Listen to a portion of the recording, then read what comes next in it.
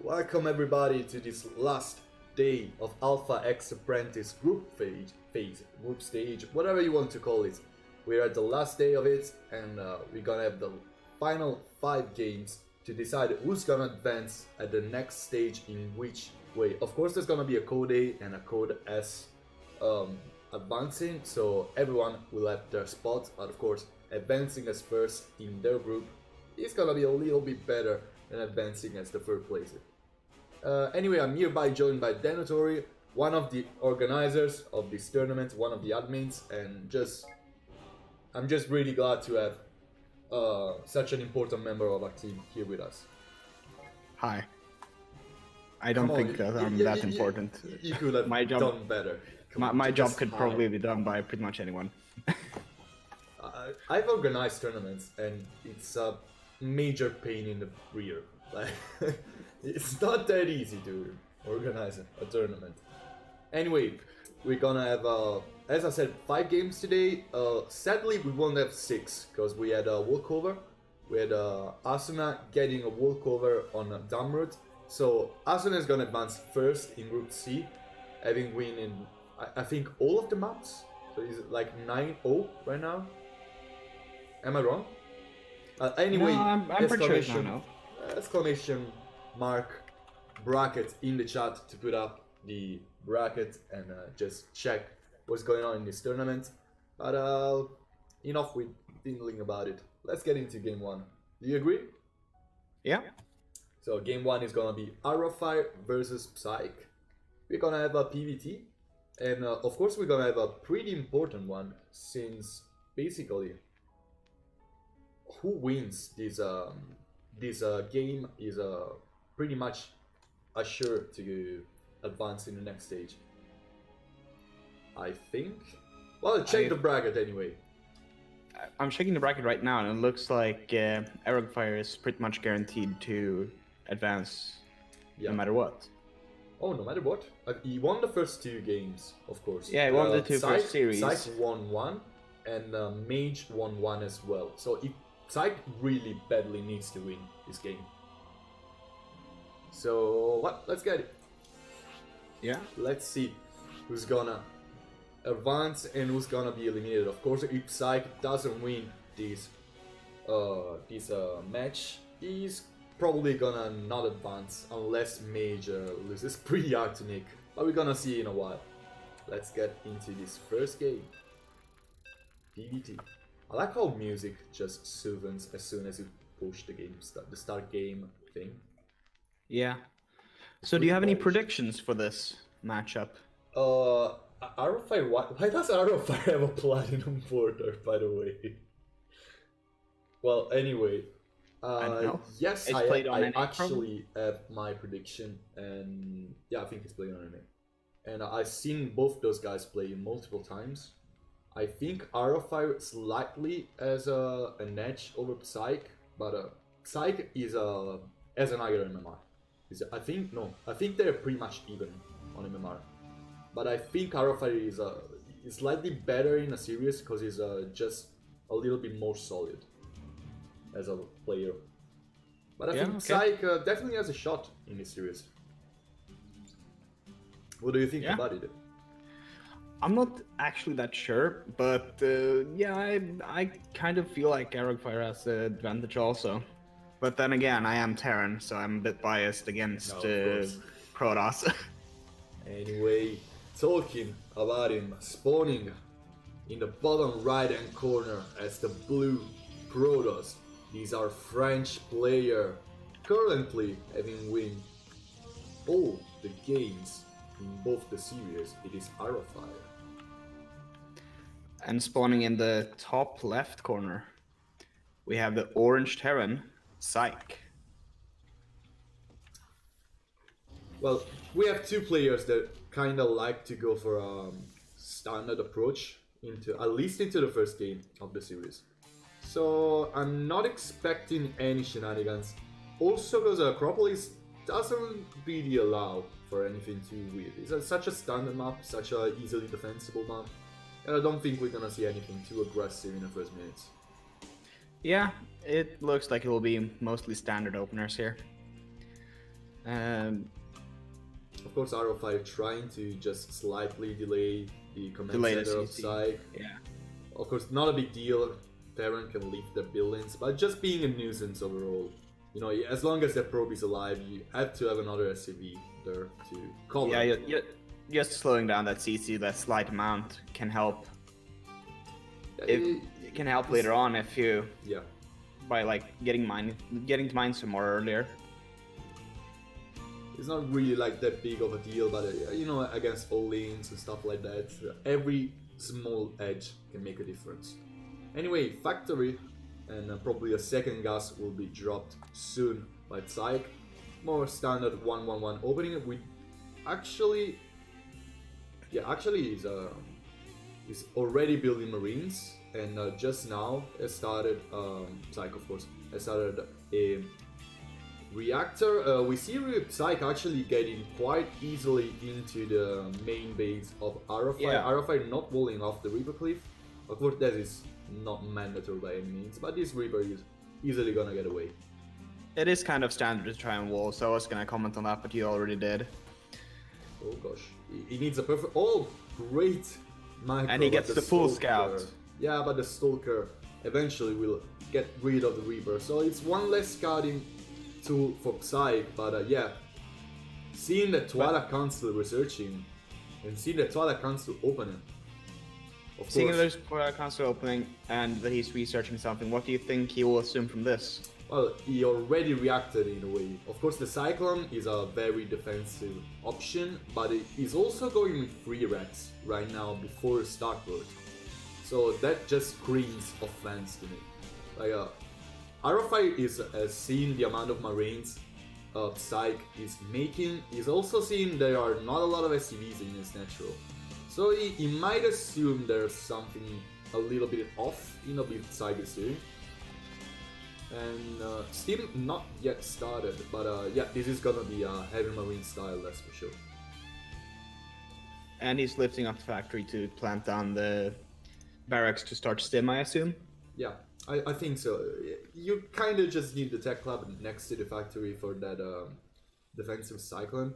You really badly need it against any kind of early aggression from Protoss. But just that can really make you feel safe. RFI on the other end, just going now for a third Nexus. Yeah, Doesn't grabbing want that 4.5-ish third.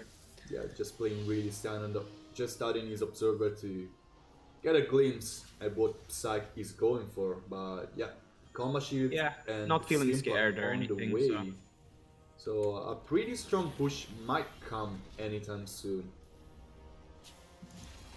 And I think this factory is gonna start 10 production as soon as it finishes Tech Lab. But of course the main The priority, I think, is getting Yeah. out to 1 or 2 medivacs first. yeah, exactly what I was about to say. Of course this is gonna be a slightly delayed drop push, but he's gonna have a lot of units to defend for any kind of early aggression. Arog is Blink moving out Stalkers. with these Blink Stalkers to try and see if he can put some pressure on.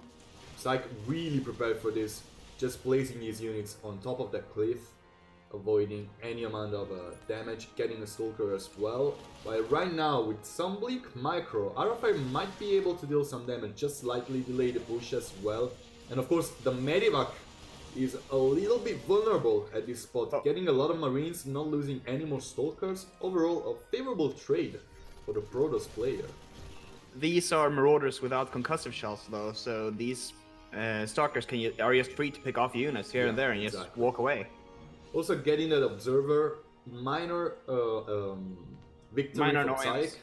But Yeah, I mean, minor it's annoyance for always Arog, something. minor victory for Psych. Yeah, it's just 17 gas less for RO5. And overall, pretty good engagement by Psych. Losing a couple forces more Stalkers, RO5. damn. Yeah, forcing the Blink back on top of some more units and run up Psych. And these are He's 2 getting dropships full moving map out. control. And he's basically has all the map control he wants. Like, there is no way RFI can safely walk outside of his base right now. And these dropships are being spotted by that very well placed observer. Yeah. RFI looking prepared for what's coming, moving units to safely deflect the drop, but I don't know if he's gonna be able to deflect what's coming in his purpose. This Anyway, very... oh gosh. Yep. Yep. Sniping the 5 Orthosis pylon. gateways are gonna be depowered right now, and you really badly need that production right now. Of course, with some blink micro, getting a slightly favored engagement, but these stalkers are starting to fall one after the other. The medivac is out of juice, but right now the fight is gonna be ultimately won by Arrowfire, that has also deflected the push in the third base, meanwhile forcing the two medivacs to back away with units in them. And right now Arrowfire has a slight worker advantage, but what really should scare Psyche at this moment is the upgrade disadvantage. +1 is just about to finish for the Terran player, while Arrowfire starting his Templar Archives, +2/+2 on the way, and it seems like having deflected this push is really making him a little bit cocky, I'd say. Yeah, Roguefire has a War Prism with this though, so he can just push in and see if he can do some damage, maybe force the third to lift. And seeing those Widow Mines not burrowed is also not the best possible. Charge cooldown wasted. Charge cooldown wasted, which can be kind of big. As long as there are these many Marauders with Concussor Shells, these Zealots without charge won't get to that army anytime soon, that's for sure. But right now, Arrowfire is setting up... missing that War Prism with a scan. Also, the Liberator, I think he barely saw it. I'm not too sure about it, but he's not reacting to it, so I'm not really sure. The War Prism getting into the main, ready to try and get some damage. Zealots being, of course... Oh! No War Pin from this War Prism, just a drop. He behaved like a shovel, basically. 4 medivac drop resting in that observer vision. Of course, Arrowfire would really prepared, placing a lot of Stalkers in position, and I think one of the medivac is about... Oh gosh, Psyche really on point here. Just barely not losing a full medivac, but the army of Psyche is actually pretty scary. I'm not too sure if Arrowfire has enough stuff to eventually deflect this. He has to have his army separated. He does have a couple of force fields, so those can definitely help. Yeah, but his army is not well placed. Of course, he has to have Stalkers in the main to deflect the push, the Liberator, everything. But right now the fights begin, and these Widow Mines can be a real nuisance. A lot of them actually are not wasting their cooldown. Only few Zealots are gonna get killed by these Widow Mines. And right now, Arrowfire tries to dive on top of that army, but many of his Stalkers are not actually attacking. Blink to the side to get on top of everything that Psyche has. A lot of medivacs are full of juice, but eventually a Terran that player Liberator in the main picking up a lot of probe kills. Actually 17, 18 probe kills. Where were the 19 Stalkers? probe kills. That's a lot of damage by Psyche. I'm pretty sure the overall. Stalkers were pulled down to the third to help deflect the army. But slight misplay by Arrowfire that lost 20 probes in the progress. Of course, winning the main fight, really good. But right now, you don't have a lot of transitioning options. Right now he's down 10 workers. And on top of that, Terran's got mules. Yeah, exactly. And Psyche also transitioning into Ghosts. And yeah, with +2 on the way, I'm not too sure if Arrowfire is in that good of a spot for the supply behind. Of course, his Zealot trying to deal as much damage as possible, but this War Prism is basically pinned in the base of Psyche. A recall is gonna be used probably, but I don't think he's gonna be able... Yeah, he's not even recalled. Okay, yeah, he is. Yeah, it's being recalled just in time before the Liberators can pick it off. Yeah, Liberators don't deal a lot of damage in anti-air. And looks like Psyche's gonna spot this fourth going down. No, Arrogus is Arrowfire waiting until is, after the scan is finished to... He's not placing it No, yet. not placing it down yet. He's moving out instead. Yeah, he's gonna probably... I don't know if it's just like a bait, but I think it's not... He doesn't really want to place it before he really has a tech transition right now. But I don't think he wants to transition anytime whatsoever. I think he wants to end the game right here, right now. His army is not that strong, but of course, a lot of micro potential with those Mini Stalkers. All of those Templars being in a prism is both good and bad for Protoss. They can be very easily used and very hard to snipe for the ghosts. And right now, another really good storm. Spotting. Okay, this was a pretty good storm, but what's really not good for RFI is having basically played his full hand, showing his cards right now, showing that War Prism full of High Templars, and Psyche can just stall this. And those ghosts are a little bit out of position, and all those units are clumped. A big storm. It's almost all of the bio army of Psyche, and a lot of units are dying both sides. One more storm being really and it's good storm. Place. And right now, the army of Psyche is really melting into these Stalkers, diving on top of Widow Mines and Liberators. Not a great idea, but that's not also a lot losing of all those very expensive ghosts Psyche, at the same time. Psyche calls the GG, very good push by Arrowfire also, with a little bit of I don't know, how do you call it, like trying to mislead his opponent with that probe. Probably Psyche feeling a little bit safe, being out of position in that scenario. But overall, a pretty solid game by Arrowfire. Of course, that sleep with all those lost probes, not what you want to have. But Arrowfire proving is a very solid player. Arrowfire taking a very convincing victory with that decisive move out. Yeah, and of course, very good storms, very good micro, avoiding those Widow Mines all the time, and yeah, that's just pretty much what he needed to end the game. Better upgrades, storm, and the game is just over. But let's get into game 2. Ephemeron. I don't know how to pronounce this map whatsoever. I think it's Ephemeron? Ephemeron. I would say Ephemeron. It's like an insect, apparently. Okay. Anyway. Did not know that. Yeah, me and Token found out last week. So. It's a new thing. Spawning in the top left-hand corner of Ephemeron. Lagging 1 point behind in this best of 5 last series of the group stage. It's our orange Tavern player. It is Psyche. And spawning in the bottom left. Right. Oh, yeah, bottom right, I'm sorry. I got messaged by Sushi. I had to answer. Bottom right. It's our blue Protoss, Arrowfire.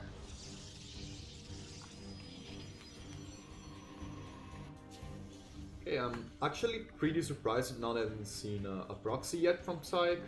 I mean, there are a lot of really strong proxies right now in the meta. I think he's just feeling confident in his macro play. Yeah, of course, his first game was really good until he basically just didn't deal enough damage to end the game. But yeah, he's actually trying to hide his SUV. The pattern was a little bit off. Oh, it looks like he might be proxying something over here. Maybe it's a factory? I think it's gonna be TY's build. I think it's gonna proxy a barracks. Yes, it is. And you're correct, it is barracks. Didn't TY do this build on this map also? I don't think he did on this map. I think he did it on Disco Bloodbath. I don't remember. It was either this map or Disco Bloodbath. I can't remember. Yeah. Selling this wholeheartedly that he's trying to throw down the CC immediately. It's also the game that Petit Drogo actually slammed his fist on the keyboard. I think it was that game. That's entirely possible. Not too sure, but I think it was. Anyway, yeah, second gas being taken, marine production in the main. This is gonna be a Tech Lab, concussive shells, and it's gonna deal a lot of damage. Am I correct? Yes, Tech Lab just started and a factory. So this is pretty much all in. Without the factory, it's not that committed damage. But with the factory being dropped down, it means also a Tech Lab is gonna get started next to the factory. And you basically have to deal game-ending damage. But Arrowfire being really prepared with this, placing already shield battery, a robot in production. But is one shield battery gonna be enough? Probably not. He's placing down a second one. Good choice rather. Good choice, yes. Um, He needs an immortal. He badly needs an immortal to kill the tank.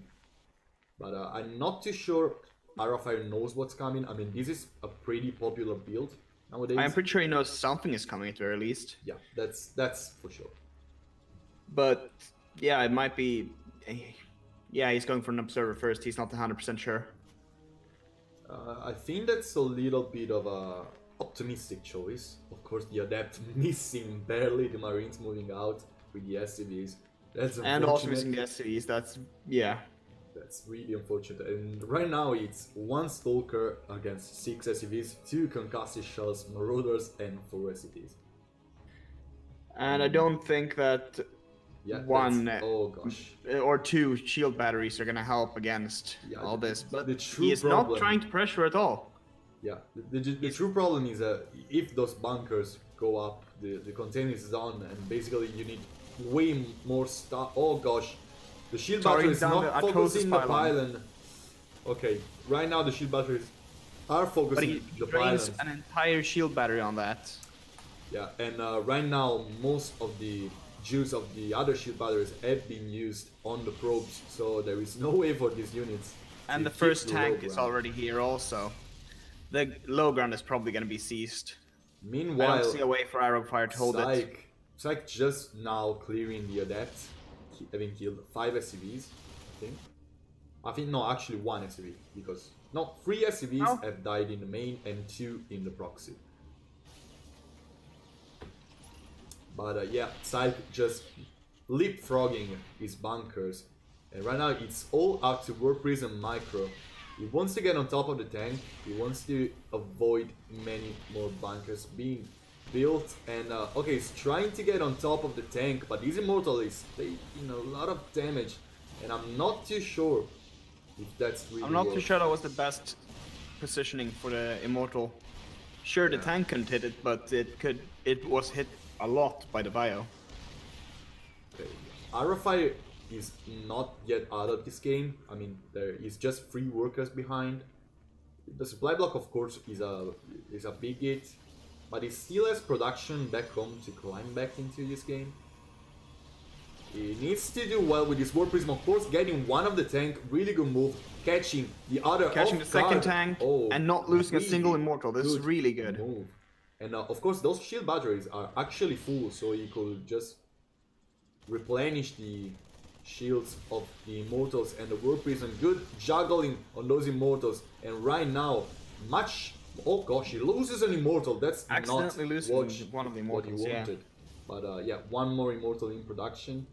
And right now, Psych moves forward And he to loses losing the second. War Prism Oh, damn. with the Immortal, of course. Pretty bad hit being taken by Arrowfire that right now is chrono boosting desperately. Pretty difficult to get out of get up that ramp properly though, with 2 shield batteries and everything. But with 2 tanks, yeah, I focusing think down it's the gonna be pylons. Psych taking this game. Yeah, Arrowfire supply blocked again. There is just 1 pylon right now, powering up all of the buildings of Arrowfire, and if Psych can dive on top of that. Okay, of course, the shield battery doing a lot of work right now, but Arrowfire being supply blocked off the game basically, and right now a little bit too much stuff. Going to lose a gateway even. Oh, maybe Another not. pylon goes down, as well as a gateway, as well as a shield battery. And the second There's shield battery, nothing and he going loses on the for Immortal. Arrowfire. That was his Immortal most goes important down as well, unit, and yeah. he managed to lose it again. But Arrowfire, of course, oh my god, 3 tank shots on 3 Stalkers, deleting them out of this game. There is nothing going on for Arrowfire. Of course, as long as he has micro potential, he wants to try his best.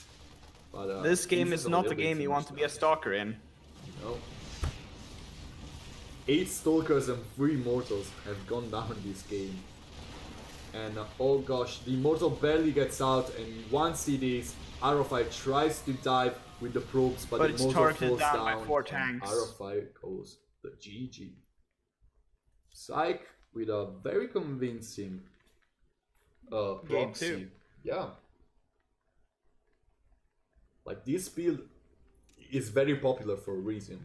Even if you see it coming, it's really, really hard to stop. So, It well seems done, very Matsai. strong. Very well done, Matsai. It really reminds me of that time in which basically every Terran player 2-based all in with bunkers, 2 tanks, and Marines without medivacs. You remember that push? Not particularly at the top of my head, no. Yeah, it was mostly done on Port Alexander and Paris Junction, I think. It was a very strong push. Yeah, I don't remember the push, sadly.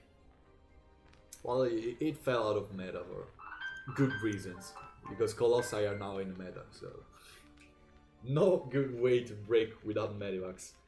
Anyway, let's get into game 3. Psych, just tying up the score. Let's see what's gonna come out of those 2 players. So game 3 is going to be on Thunderbird. Yeah, pretty big map. I'm expecting macro play by both those players. I'm not one to call it too early because of caster curse, but yeah. But it's also Thunderbird, meaning that you will be expecting the other player to play macro. Oh. No, And it seems like they had some lag Yeah. issues in the beginning, probably. yeah, Arrowfire is from EU, Psych is from NA, so I think it's understandable. Yeah, Anyway, definitely. Spawning in the top left-hand corner as the blue Protoss just suffering a bad loss from a proxy. It is the French player Arrowfire. And spawning in the bottom right, we have our orange Terran player, hailing from... Is he from Canada or America? I'm not sure. I think it's But Canadian. it's but- Psych. Yeah, it's Psych.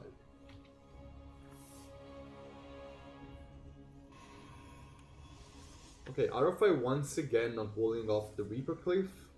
He doesn't seem to... Doesn't seem to mind it. Yeah, he doesn't seem to be preoccupied about the Reaper whatsoever. Seems like he's most confident saying, "You can scout it. I don't care. I'm gonna hold it anyway." Yeah, this building placement is basically to stop the Reaper from coming into the mineral line from that precise spot. But yeah, I don't think it is that big of an issue. Like, It's if you very go up the reminiscent of the early Legacy of the Void placement for pylons, for when you had the Mothership Core doing pylon overcharges to Oh, defend yeah, yeah. stuff. That's for sure. But it's for, like, with this building placement, you kind of deflect both the Reaper and Hellions. So the really good Aras option, like really, really early in the game, is gonna be Widow Mines. And This time then- around, it looks like it's gonna be Arrowfire being a bit cheeky. And there Yeah. seems to be no scouting from our Terran. Also, this proxy location is not that far from the map, from the base of Psych. Like, I think it's really close and in a spot in which the Reaper would probably not go through. I am going to guess that it's gonna be a Stargate with that location. It is possible. Well, It is it's a robo. That's. Oh, that's. So pretty- I have not seen this before. Actually, it's 2 robots. Oh wait, is this the SOS build? Yeah, it's the SOS build. It's basically a PvP build being used in PvT. No. SOS did this in GSL versus Morrow, Yeah, I yeah, think. yeah. Or yeah. was- But the core of this build is a PvP build. It's a very common PvP build that SOS has used in PvT for the first time. Nobody ever used this in PvT, but it's very, very common in PvP.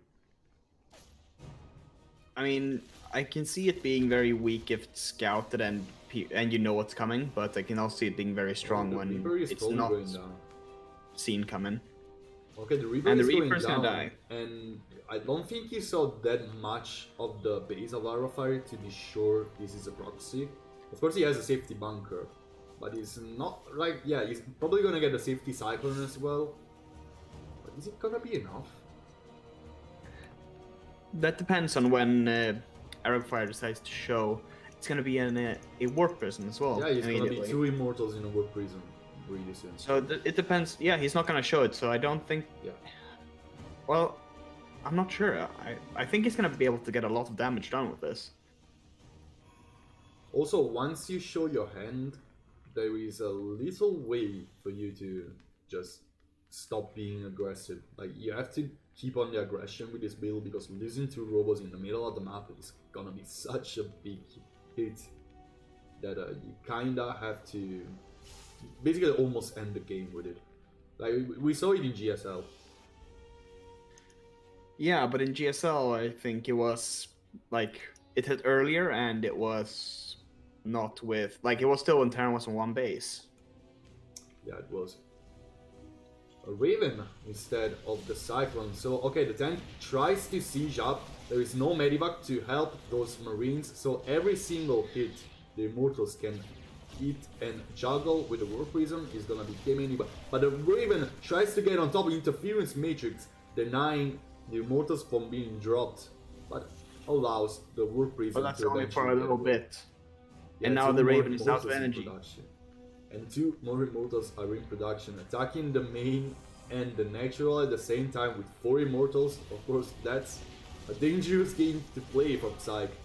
This Immortal is getting dangerously low, but he's trying to get some more damage. 3 Marines and 3 SCVs have gone down in this game. He's softening up the Marines, and behind this, he's And, warping in 3 Stalkers somewhere. And right now, I think he wants to break the natural, being safe that the tanks are not in position. And of course, a lot of SCVs being called, but it's too late. Immortals deal a lot of damage. And the Warp Prism safely behind those units to eventually juggle them to prevent too much damage from tank shots. He tries to dive on top of the tanks. One of them goes down, but the Viking Both is out. go down. Yeah, And I think this pretty much is going to be a reverse of the last game with Terra not being able to hold on to his natural. Well, as long Losing as a lot of workers along with this, and he still has 2 Immortals down there, and 2 Stalkers and 1 Adept. he also desperately Stalker tries being surrounded. to A 3rd Immortal joining the fray. 20 SCVs have fallen, the Viking has landed, and 1 more Warp Prism in production, 1 more Immortal in production. Steam is not even halfway through, and just Marines are in production for Psyche that has a 10 worker behind. And the stim is going to get denied. The Steam is gonna get denied, but I don't think that even with Losing Steam Raven. there was any way for Psyche to climb back into this game. He's gonna eventually clear this by surrounding the units in the main. Right now the Immortal has to get on top Is of that them. Immortal gonna target down the... No, the CC is gonna live. It looks like the CC is gonna live. Oh gosh. If he starts repairing it, that is. Well, if he doesn't, the Stalker cannot repair 2 mules, but I think the main issue of Psyche is right now surviving with enough army units. But I don't think this is the GG case. is called. GG is called. Arafite takes game 3 of the series. And going up to 1. Once again, cheeky play. Like, placing 2 robots in the middle of the map. Not something you see that often in this matchup. Definitely not. Of course, Thunderbird also really big map, so Playing to the image of the map, I think. Just saying that, oh, you think I'm gonna macro? No. I'm going to cheese you. that's definitely metagaming. But we have our game 4 of the series, and let's see if Arafite is gonna take it home, or if Psyche is going to be able to tie up and get an ace match.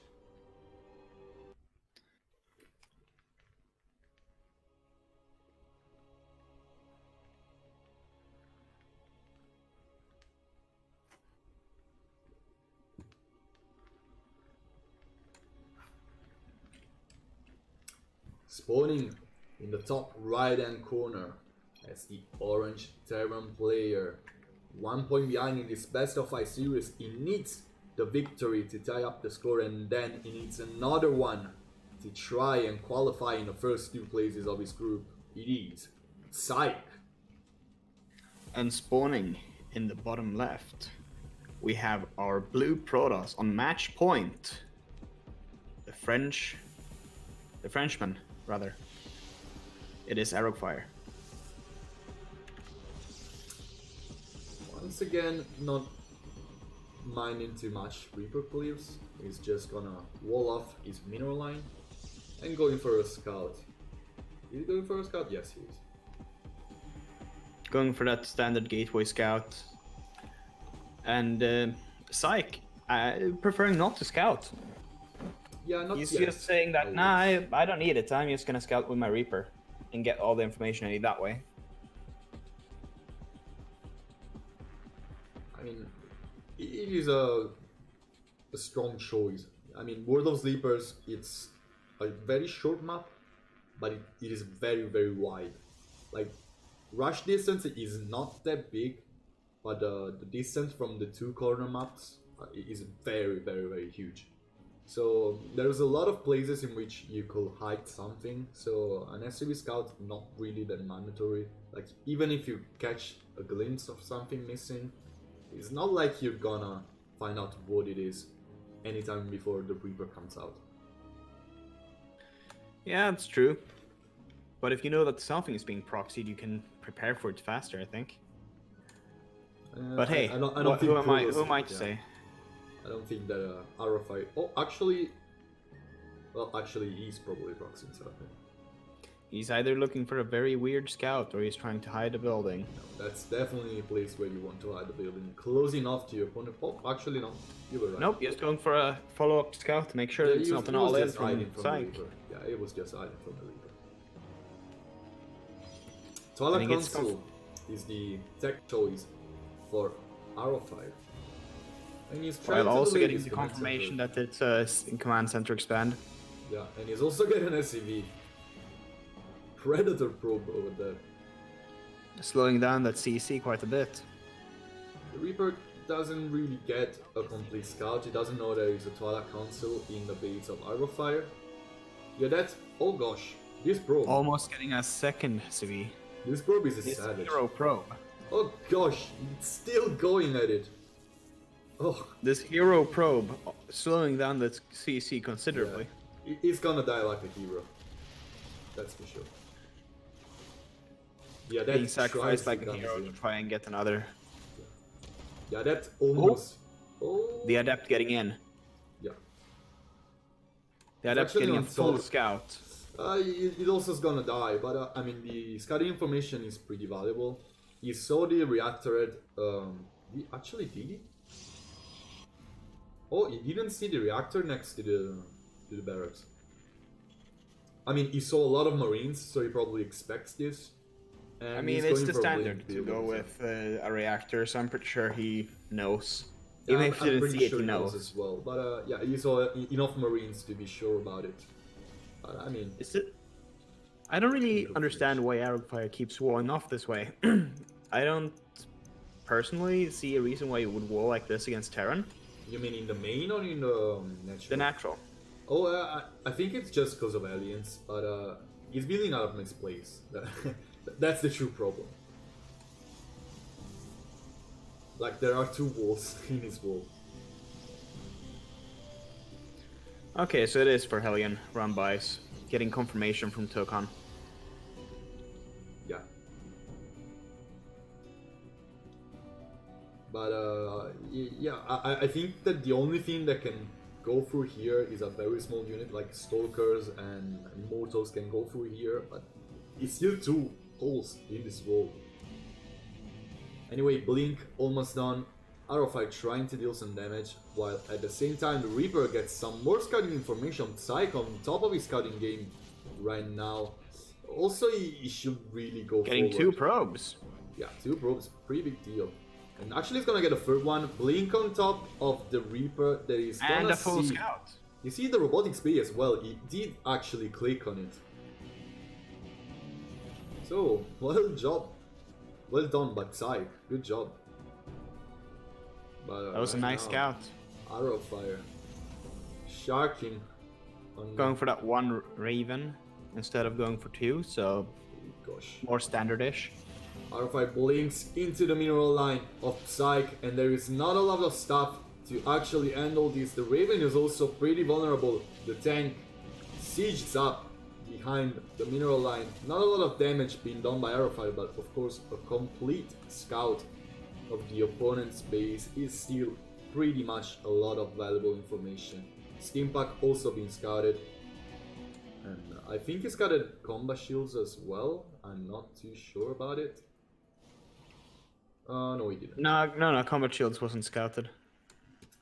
But I'm pretty sure you can, like, yeah. Yeah, once you see a Steam Pack, you know that also combat shield is gonna come. But of course, seeing two tech labs next to the two barracks, it can just makes you think there are gonna be more marauders. But as we saw in game 1, Psych lacks having a good amount of marauders out, and I think it's a valuable choice against Stalkers in any case. It's a valuable choice against Protoss in general, I think. And this is going to be Colossus tech for 100% sure now that extended thermal is 50% done. Cycle actually knows about it because he clicked on the robotic spade, so he knows this is coming. And I think he's gonna try to push right now. Those Stalkers, of course, in a pretty good position. Psych doesn't know about it, and his push is gonna be instantly scouted. Yeah, but it being instantly scouted does not mean necessarily that it's holdable. Let's see how well. I think it is. Like I think you're correct, but I also think that Arafire actually has enough stuff to eventually be able to hold this. He's just finishing charge right now, so he's gonna have enough mid shields to tank the first volley of Marauders and Marines shots, while the Colossi actually whittle them down. Keep in mind that the Colossi are not going to do much because the disabling matrix will be targeting them. Oh, actually, you're right. The Raven poking in here on the side. Gonna probably come from the side and disable 2 or 3. Oh, no, it's gonna be targeted down. Raven and goes down, and this just shuts down the entire push. There's no way that Psy can do anything now. Also, and sieging his stance, and right now, Arafire can go to down on this Terran army. Two big mistakes by Psy. Yeah, that's GG. Arafire taking that series 3-1. And taking all victories in his group, actually advancing to the next stage as the first player. That's gonna be for sure. That was very convincing play from Arafire. Color me impressed. Arrowfire winning the series, winning every game in his group stage, and advancing as the first place. Now, regarding the second place, he's gonna be either Mage or Nick, and we're gonna see now who of the two is gonna win. Getting into game 1 on Thunderbird. Are you ready to handle another series, but this time without Terran? Yeah, definitely. Now let's get into it. As Lamphir just suggested in the chat, one mistake and the whole army Terran gets rolled. But that's pretty much the whole thing that push was about. Like, having the Raven available was mandatory. Losing the Raven, of course, it's just gonna get you rolled over. But those two mistakes are, of course, pretty big, and eventually Psych paid for them. But anyway, talking about the game, we're just right now starting. It is spawning in the bottom right hand corner of Thunderbird. It is the red Protoss. Even from China, it is Mage. And in the top left, we have the pink Zerg, NYK. Actually, this is light pink. To be just... Big deal. Big deal. I think you're just messing with me now. No, I swear I'm not messing. Like, there are two pinks in this game. You can choose light pink and normal pink, and this is light pink. I know because pink, normal pink is... It's only necessary to specify light pink if the other players picked pink, okay? Well, yes, picked red. Imagine if there was a pink Protoss and a red Protoss. That would be messy. Yeah. They are two different colors. Come on, like pink in this game is like closer to fuchsia. Very standard openers from both players so far. I like how you ignore me. I mean, you're just messing with me about light pink. Yeah, but both players going for the most standard play possible. Of course, in NUK on Nick, we're just gonna call him Nick because he's faster, has gone for a 17 hatch instead of a 16 hatch, just not fearing any kind of pylon scout, because pylon scout would have forced him to place his natural at the third base location. But I don't think this is gonna be always speed opening, but I'm not too sure about it. I see an overload being produced right now by WK. And yeah, 2 queens, 4 lanes. This is our lane speed open. And here it is. Mage, meanwhile, not immediately starting his work gate, because he wants to drop down a Stargate. Yeah, the non-standard opener currently being the Stargate opener. Yeah. Well, it used to be standard. This work gate is just to make Mage think. Actually, I think I think Nick knows that work gate was not immediate. It was like slightly delayed. I think his overload got there in time. So when you don't see work gate being immediately researched from the Cybernetics core, you kinda know it is gonna be a Stargate play. Not necessarily. It can be some other form of tech, but it's most likely can be like an early Twilight Council, like an early Twilight Council into Robo play. But yeah, but these 2 links are gonna get in and get a scout, I'm pretty sure. So he's gonna know. They definitely will. Not if he's just gonna stand here attacking the gateway, but otherwise. I mean, he could have killed like 4 probes. There's not and he is going to get in. And he's even going to see that Stargate getting an Oracle. Yeah, he sees everything. So Mage immediately chrono boosts his Oracle. He starts just now the Spore Crawlers, probably just a little bit on the early side. Just the 1, I think. Yeah, just 1. I think the main can be easily. Yeah, okay. No, he throws on a second one a little bit later. Well, he's gonna try to get in confirmation with these overload over here soon. To see if it's gonna be mass phoenixes. At least he's going to spot the 3rd. Yeah, he is. But the phoenix is gonna prevent any form of scouting from now on from overloads. This Oracle is playing a dangerous game right now, just barely getting away, not even dropping down a reveal. Nick, of course, with a good scout being on top of his defense. And Mage immediately switching to Roboplay. Yeah, hopping back over to that more standard. Filling the wall with the gateway. Getting both gases on his natural. This looks like it's going to turn into a standard macro game. Yeah. I really like how Nick is playing this game, to be completely honest. Like, getting also a slightly delayed lair, knowing he has time to sneak in some more drones. And lots of links being made.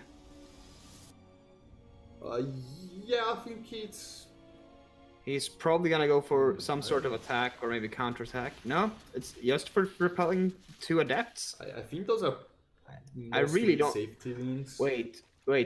I think this is a layer. Maybe this is a Nidus play. Don't think it is the lair. It's likely too late to be a Nidus play. So it is Nidus play. It actually is Nidus play. You were right. I'm so confused by this. Is it Nidus with something, or is it like Ling and Queen's Nidus? It's gonna be Ling Queens, I think. Okay, so this is gonna be so late. I don't think Mage is gonna actually expect this. But that could be the big reason why it works. And he has a Ling in position to be able to place it just over the minerals there, where it's gonna be out of vision from the Protoss. Well, the Phoenix is gonna eventually see it, but nope. The Phoenix is gone. Phoenix is gone, and it's spotted anyway by the pylon, I think. Yeah, and then Link's moving in on the other side, and yeah, this is now the next Nidus is going up.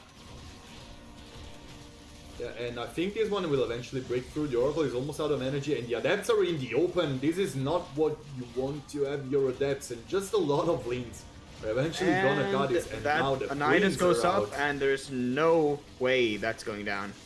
Yeah. There is just a little bit too many queens over Losing here. that War Prism, losing all the micro potential, and that God, how immortal. many queens are those? 10 queens right now. Hacking. At Lots the more base links of in Mage. production. A second Nidus Worm going up in the main.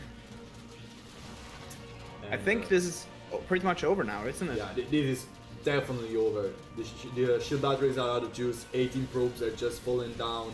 A lot of links can do a lot of damage to this wall, and right now he's also going into the main, trying to prevent his oracle from coming out. But even if it does actually come And the out, third going down by some links nibbling on it. yeah, of course the third, there is no way he could have ever saved the third, but right now what really scares Mage probably is the 34 workers lost and the 10 queens on his ramp. And just more links keep on reinforcing here and there. Yeah, the links just And even being more like queens. Mid shield. And Mage goes to GGW, He's called. and Nick with a powerful push. Like, you just never make too many queens. Like, too many queens is not a thing in this game. There are You never have too enough many queens. Yeah. Unless you have Just only make more queens. In I which mean- case that's still not too many, that's too few. I mean, like, you know, when I play random, I actually play, like, I get Zerg once in a while and actually play with people that are like 500 MMR above what my usual MMR is. And I like to play only queens. Like, I literally make just queens the whole game. No links, just queens. Yeah, just some links over here and there just to use larva, but like having 30 queens or something like that. And I can tell you that works. I can Well, safely damn. tell you that works. Queen's pretty good, man. Yeah, queens are pretty good. Anyway, let's get into game 2. Mage versus Nick. The map is gonna be Ephemeron this time. And Nick have been playing just a really good game, I think. Overall. Just being really good on aggression, really good on defense, really good on attack. Just being all over the place. But spawning in the bottom right hand corner is the red Protoss instead. It is Mage. And spawning in the top left, it's the light pink Zerg Thank you. NYK. Better this time, saying light pink specifically. Yeah, much better. Anyway, Nick going for wait. Is he going for a Going full for force? No, yeah, no, okay. Going for a gateway scout. And a 16 hatch on this map as it's way smaller. Yeah, that's pretty much the standard. I also thought for a moment this was going to be a 16 pool, since I didn't see the eggs being rallied to the natural, but yeah, it was just a standard 16 pool, 16 hatch, sorry. He is trying to prevent the cannon rush from going up if that was the case. Oh, what is this drone doing? There is a forge. Yeah, there is a forge, but there is a drone just patrolling the low ground next. Making sure that can't go down. Yeah. And yeah, he's just gonna chase his probe all over the place. Oh, I mean, Mage, Mage could trying to. wall Oh, off. Yeah, Mage he's getting a gonna do it. pylon down. Let's see if there's going to be any reaction to it. Just one drone. Well, there is. Oh, Okay, right and now he he completes locks the it in. wall. Right now, a lot of drones have to be pulled, but I think it's a little bit too late. So he Yeah, just it's too wants late. to You start can't his do push anything about war this run anymore. as soon as possible. Lets the archery go up to. Probably Yeah, try to smart get move. some links or drones or possibly a queen out from there. Yeah, but as long as there is only one probe, just those spine crawlers will be eventually able to knock this off. And Nick knows there is no Nexus being dropped yet by Mage, so I don't think he feels that behind right now. Not yet, but yeah, Mage is probably gonna use his next 400 minerals to plop down a Nexus. Yeah, that I think that's the case, but he's also squeezing out a lot of units. Like he's going non-stop at that right now. Yeah, I think that's mostly to make sure that he doesn't die to anything stupid, and also get some scouting info, as he has locked his probe in there now. think he actually wants to deal a lot of damage as well. Okay, the first pylon is going down, but the second, of course, is the one that is allowing this proxy contain to exist. And right now the Adept decides not to shape forward, getting these full lanes. Probably Just the better making sure choice. that there's nothing that Zerg can do to try and get some damage on him. And the shield At boundary least not being yet. dropped down by Mage, just to be slightly safer, because those 4 roaches, of course, are gonna be Ravagers really soon. And at that point, the contain will be broken. But 3 more lanes to just see what's coming from Mage. Right No now, I feel follow-up like yet. Mage is in a really good position and pretty far ahead. Yeah, he also dropped down Stargate to As long as he can make sure not to die to any form of counter aggression right now, I feel like he's going to be in a really sweet spot. Oh, Nick is gonna lose 2 Ravagers basically for free. Okay, no, he loses only 1. Manages to save that second one. Oh gosh. Yeah. He's gonna save the second Ravager. Of course, losing a Ravager basically for free, not the best thing you could possibly do, but he's gonna break this proxy, he's gonna kill the pylon, and he can now safely expand and just tying up Two Adepts. the income of Mage. 2 Adepts are out trying to get in and get some more scouting info and see what's going on. Would have Legator loved Grasp to of the probably get archery that. being dropped. And I don't think they're gonna complete the shade, of course, not wanting to risk any more units. This is not quite the strong economy game for both players. Not yet, no. And he's just patrolling them in the bushes while sending in some more shades to see if he... Oh! He accidentally lets that Yeah, finish. That's definitely accidental. That must hurt. Yeah, that is eventually going to shade away, but losing one of them, not what you want. The Void Ray, of course, for safety. Actually, he's making a second Void Ray. Then it's probably to hunt some overlords. Yeah, I think it is. He doesn't want to be Nidus, that's probably the true reason of this Void Rays. But right now, Nick going for Overlord speed, and this might be Nidus soon, I think. If he immediately starts Solaire, this can definitely be Nidus. Well, he did go for a late Nidus play last game, so it's entirely possible he wants to try it again. Well, he Especially starts when he's Queen being thrown instead. so far behind. He decided to start a Queen. And he did get Overlord speed this time, so it's looking likely. He's also spreading lanes to scout for any expansion, but he's droning hard. So 2 Queens in production, no Nidus, no Lair. Mage making sure that there was no third sneaked in with one of the larvae of the hatchery. Well, That his Void cannon Ray rush is, killed. Yeah, he's Void Ray. It's a champion killing an overlord and a drone. Oh, okay, the files are not very well placed. And of course coming back home. But right now this Overlord in the main is gonna eventually scout basically everything. But one more Void Ray joins the fray and yeah. Can it outrun it? No, it can't. The Void Ray will eventually hunt down the Overlord, and right now a lair has been started. Yeah, layers on the way. Some more drones and a drone going out to make a third. And that's going to be spotted by this hallucination. So Mage has pretty much perfect information so far this game. Yeah, He even Stargate spots the play lair. very powerful. He also spots the lair, yes. He also sees the amount of gases. Well, actually sees there just one drone in both the gases in the main, so he's probably just preparing for Nidus right now. And Nidus on Ephemeron is not that easy to perform, especially since there are so many buildings in the main of in the side of the main of Mage. Keep in mind also that there are 2 Void Rays that can help target down really quickly that Nidus network when it goes down, and Immortals are producing. Second Immortal is out, and then a Warp Prism starting, so think this Mage is, looks like he yeah. wants to get aggressive. I think that Nick wants just to place a Nidus like over here where this Ling is situated in the third base, just to have closer He has reinforcements. the Overlord moving in on over towards the main, so I think he's gonna try to get it up in the main.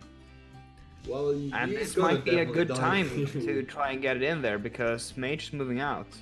He might be able to get Mage to pull back or recall or something. Yeah, but Nick has not made any lanes. He's basically maxing on roaches and queens. So just now, maybe he can like put 3 or 4 roaches in there in the Nidus. But right now, it looks like Nick is just scouting the main. Okay, just place the Nidus. And there's Nidus going down. There's no reaction from Mage so far. Let's get into the. He might just go for it. Yeah, Mage just going for it. He actually doesn't even care about the Nidus in the main. He's just right now diving on top of the third base. Not even looking at his own base right now. Looks like he's saying, you want to go for the base trade? I'm all for it.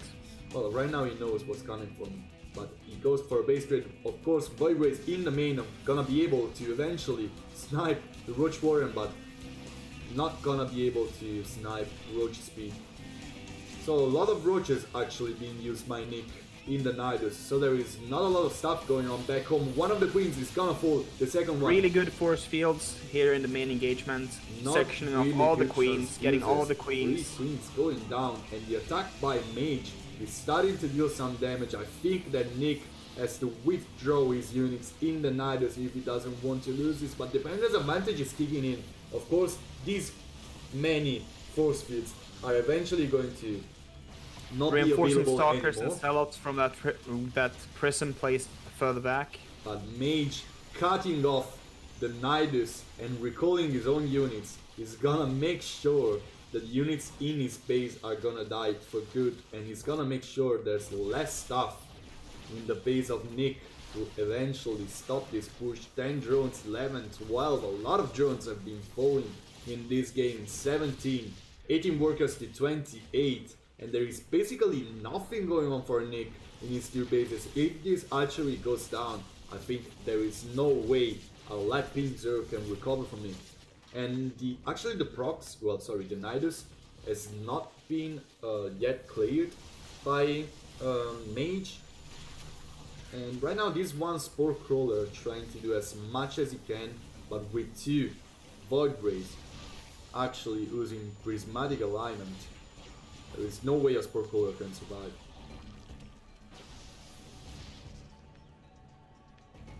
Two more spores have been made in the main of Mage just to try and keep that last building alive together with the 3 roaches and 2 ravagers. I don't think that's ever gonna be possible right now. No, it's not gonna be possible. It's just a last ditch effort, I feel.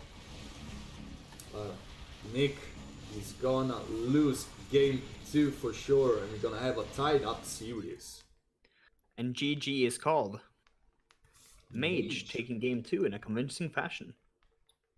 Well, just being really confident with your own choices, it pays off. Like, you are preparing for an attack, just go for it. Don't care about what's going on in your base. And it paid off. Mage, with really good decision making, I'd say, has won the second game of the series. Well, let's see what happens in game 3. The map is gonna be World of Sleepers. Let's see who will get match point here. What if it's a draw? I don't think there's gonna be a draw. Yeah, there are not many ways in which ZVP can end on draw. It would be if they both managed to kill their last unit at the exact same time. And only have one structure left. Yeah. Like one gas That's geyser. the way. That's the way you can have it. But anyway, spawning in the top right hand corner as the light being Zerg. Just being tied in this best of 5 series, it is Nick. And spawning in the bottom left, we have our Chinese products playing in the red. Mage.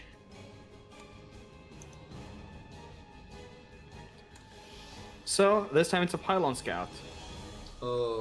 Yes, it is a pylon scout. I was thinking it would have dropped down a forge, but it's instead just a normal gateway expand. Nick with the 16 hatch.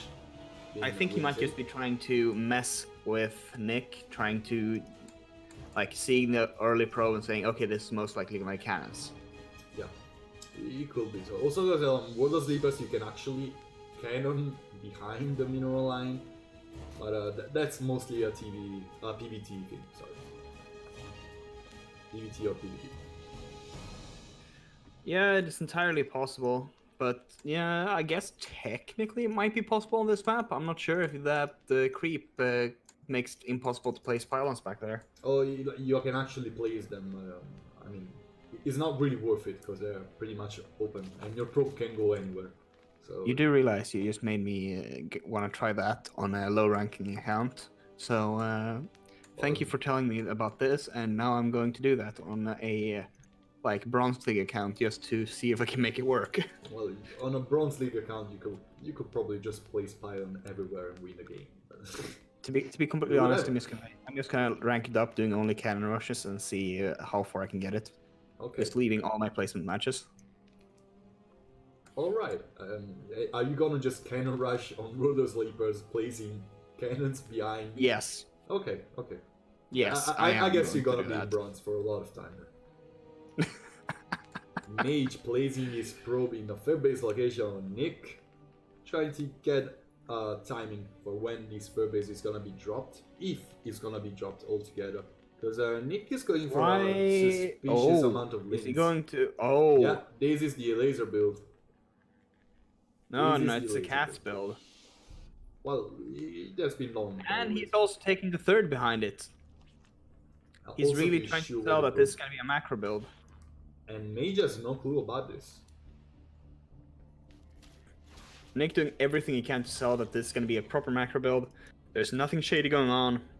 Well, he showed one more link than he was supposed to have. Like, No, that's just him making like, oh, I threw away some links. Well, shit. He might have some clue because of that, but he's not really reacting to it.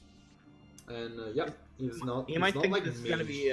Yeah, Mage placing a shield battery just in case, but that's not where you want to place it. Link speed almost done, and right now the pathway into the the natural of Mage has been opened, just like a laser. And it's spotted by the Oracle. But just now has been spotted, and I think it's gonna be a bit too late. Mage rushing to wall off with the pylon, and yes, this is a wall. He manages. But I mean, Nick can easily break this. Like, he can just sneak into the main right now, I think.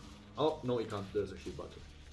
And yeah, this Oracle is gonna be enough to shoot those things away. He can activate the Pulsar Beam again if needed. And right now, Nick is just throwing links. I don't know why he didn't go. Super committed. This is super committed, and I think that if this does not basically kill Mage at this point, he's going to lose the game.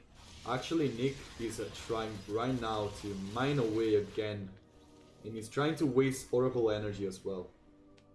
But yeah, right now Nick backs away. He knows he has a third base going on for him, and Mage doesn't. But he has like half the workers his opponent had. Yeah, he's down 10 workers. There's not much he can do because his opponent has 2 oracles that are going to be joined by a third. That's going to go for harassing. The second Stargate on the way, and this is going to be... This is just going to be an absolute bloodbath with probably double Phoenix production. Yeah, I think it is. It could also be like a mean Mass Oracle build. I mean, why not? I mean, it could be the Has build, which is just like make a million fucking oracles. Well, I mean, he's supply blocked, but he's building only oracles. Like, he's literally building only oracles. Oh yeah, it's gonna be the Has build of just making a bajillion oracles. But I think the Has build should make you take a third and then just be like 4 Stargate or something. I mean... But he is killing that shield battery, blocking him from getting out, so... Yeah, he's probably gonna go and take a third. Yeah, looks like that's what the probe was trying to do there. Yeah, also his units are trying to move out to kill this lane. And of course, just assure that the third base is gonna be dropped down. But right now, Lair being started by Nick. And, I mean, Nidus is a pretty powerful play against a Stargate play. But, yeah, looking at how many gases does Nick have, I don't think this is gonna be Spire play, but he could drop 2 gases or 3 gases as soon as the Larry is over and go for a Spire play. I mean, nothing. Okay, just now a Void Ray is in production and another Stargate being dropped on my Mage. Yeah, this is gonna be a Sky Toss game. I think he might just go into proper Sky Toss after this, like making tons of oracles to harass, and then just. Oh, it's gonna be another Nidus play. Yeah, it's gonna be another. Nick really liking that Nidus. And actually, I feel like World of Sleepers is a pretty good map for air units whatsoever, especially for Skydos. Yeah, but it's also a good map for Nidus though. Yeah, it's also a good map for Nidus, that's for sure. I think that's pretty much the same qualities, almost the same qualities that make a good Nidus map, that make a good Skytos map. Kinda, Qualities yes, are very similar. But I mean, throughout the map, one thing World of Sleepers have is a lot of cliffs and a lot of high ground spots and a lot of dead air spots, and it's just a good place. Like if you want to go for carriers and tempests or something like that, there is just good places to kite. Knight is going up while he's harassing the third, meaning that Mage does not have a lot because he's trying to focus so much into the Sky Toss. He's gonna have a hard time defending. 3 oracles into the third base location, but those oracles are out of juice. And right now, Spore Crawl is being dropped at the Nidus location, and these queens trying to do all they can to survive and let those Spore Crawlers go up. But Prismatic Alignment Void Rays deal a lot of damage, and none of these Spore Crawlers are gonna all go up. Of course, 27 probes have died this game, and right now the Oracles are soon to have enough energy to eventually kill the remaining Lings if the need ever comes. 29 workers, 30 workers even going down. So he's taking him down to about the same the same amount of worker count. But remember that Nick lost his third base location, so but so is Mage going to. Mage also gonna lose his third base location. So yeah, but a Zerg on 2 bases is way weaker than a Protoss on 2 bases. But this is a Zerg on 2 bases who is continuously harassing with Nidus. I mean, so as long as Nick can afford making more queens and just being saved from these many Void Rays, but if Mage gets to the critical mass of Void Rays, there is... I don't think Nick has what it takes to kill his opponent. Like, Void Rays are pretty good units. Like, in good amounts, they are a good unit. If they're in a mass, yes, I agree. But, well, let's just put it this way, that if he continues pressuring with the Nidus, he can get his third base up fairly easily, while there is no... Mage is gonna have a hard... Or Mage is gonna have a hard time securing a third or fourth and really getting that Sky Toss going, because getting a Sky Toss going on 2 bases is going to take a long time. But those Oracles out, sharking on the map once again, trying to get some more damage done again. Those Mage having a couple of units picked off here and there on the map. Well, I think that baiting that much energy is like a safety way to just make more queens back home. Right now, Nick sitting on 4 queens and 4 Spore Crawlers. Another knight is going up in the main. And this is not gonna be scouted whatsoever. I mean, Mage moving his units to try and find it, but this is gonna go up before Mage is gonna be able to do something about it, and many more workers are actually gonna fall. Well, actually, there is enough energy for a lot of pulsar beams, so just 4 workers are gonna fall. But as long as Nick is pinning his opponent back home, he can get enough time to get his economy going, to get an Hydroden, more Spore Crawlers, more queens, and... Oh, just had some issue they need to pause.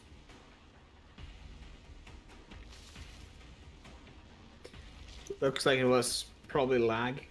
Yeah, probably was.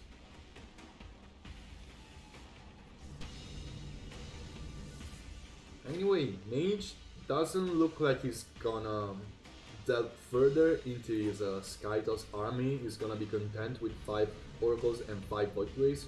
So he's getting charged, he's getting his Temple Archives, he's gonna get a pretty powerful army while Nick just I think he's gonna keep going with the Skytos, just getting his safety net of Charge Slots and Storm behind it, because you kind of need Storm anyway with Skytos. And getting the Charge Slot is gonna be like a safety net against mass Hydra strats. You're probably correct. But how many Void Rays is this? It's 7 Void Rays. Let's see how 7 Void Rays are gonna do against lots of Queens and Spores then. As long as the Queens have enough transfusers to keep those spores up, I mean, there is a pretty blind spot in the main of Nick.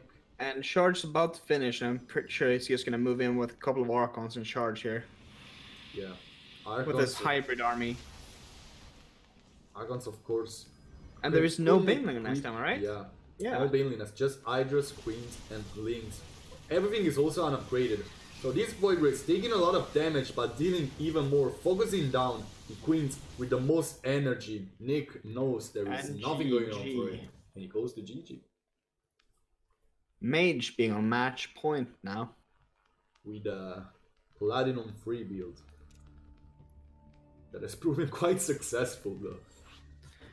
Nick is really liking that Nidus so far. Let's see if he mixes it up in the fourth game. And well, the fourth game is on Disco Bloodbath, and I think Disco Bloodbath is by far one of the best Nidus maps that ever existed.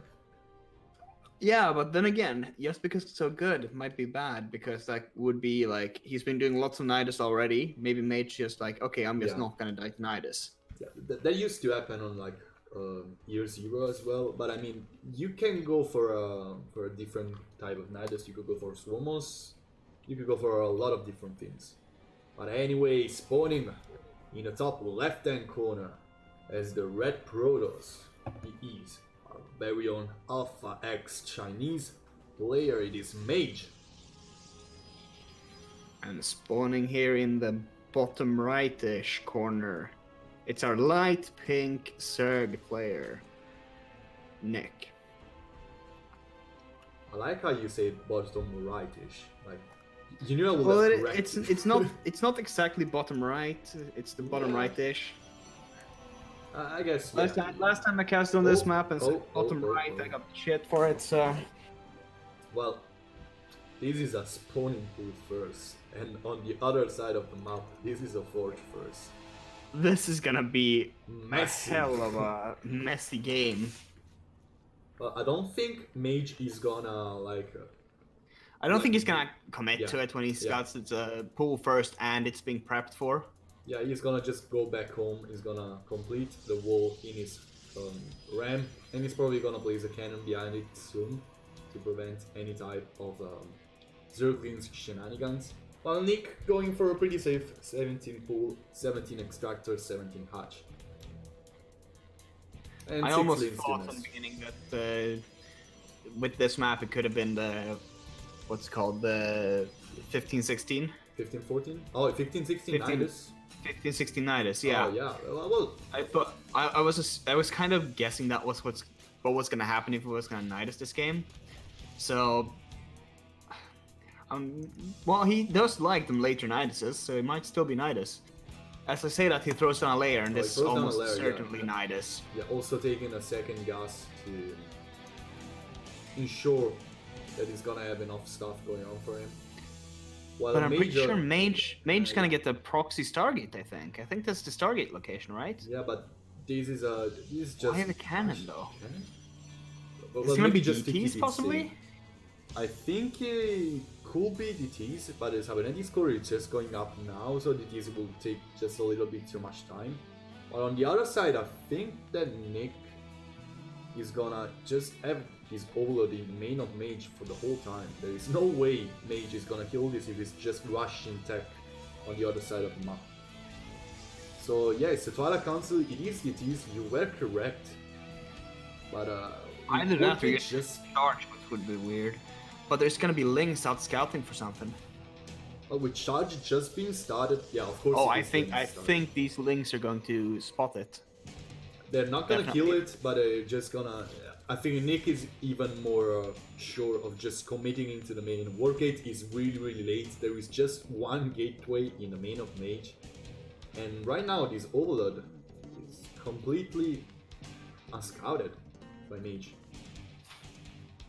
Like there is kind of looks like it was scouted. It kind of looks like it was scouted somehow. No, it's just a patrol. It's the patrol move from the depth. Yeah. He really wants to try and get this targeted down, but the Dark Shrine is going up in the main. That's probably because this was scouted though. Yeah, that's for sure. Of course, the cannon is gonna go down as well as the Twilight Council soon. At the same And the time, pylons. probably the Nidus is gonna be dropped in the main of Mage really soon. Also, Mage not going for Knight is going down now, okay, but it's Mage immediately instantly spotted. spots it, and yeah, this is barely going up, like just barely. And I don't think. But this barely can be deadly also. I think Next one. this other one will also be Oh, it's- scouted. It is scouted, but it's not. It's very. Oh, now this one is going up. Yeah, There's this one no is way you're definitely stopping going this up. one. There's just one Stalker, one of them. The probes are too late to the party, and a lot of links are screaming through right now, getting on top of the DPS units, and there is nothing going on for Mage. The GG is gonna be called soon. Here it He's is. calling the GG. I think he called the GG a little bit too early. He had I a don't dark shine think so. about finishing up. He could have just tried to pull his probes to safety, blocking the cannon, so that Yeah, but he he'd have was, to target them all down. Yeah, but it was like walled off in his base, so there was no way for him to get out of his base. So he was locking his base with a million Zerglings. Yeah, that's true. That's not what you want to be like ever.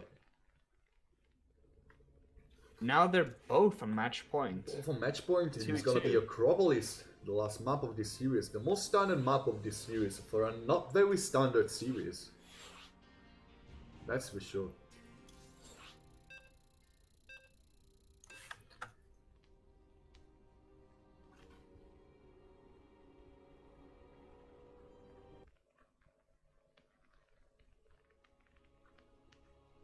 So I actually looked at their bracket just now, yeah, and depending on the outcome of this game, yeah, one will advance. it's going to determine whether it's going to be Mage or Psych advancing. Mage of Psych. Yeah. Okay. So if Nick wins, he's gonna be Psych advancing in second place. If Mage wins, he's gonna eventually get forward. Actually, Mage was probably the favorite of this group, but Yeah, Mage was the favorite of this group to get out. Yes. yeah, but he had to call a walkover for the first week, so he actually started with a bit of a handicap. Nick going well. Let's start with introduction. Spotting in the top left-hand corner of Acropolis is a light pink Zerg going for an extractor first into spawning pool. It is Nick. And spawning in the bottom right, it is the red Protoss, the one we have been talking about just now. It's Mage. Spotting that something is gonna be up. Yeah, definitely. And let's see what he's gonna be able to spot.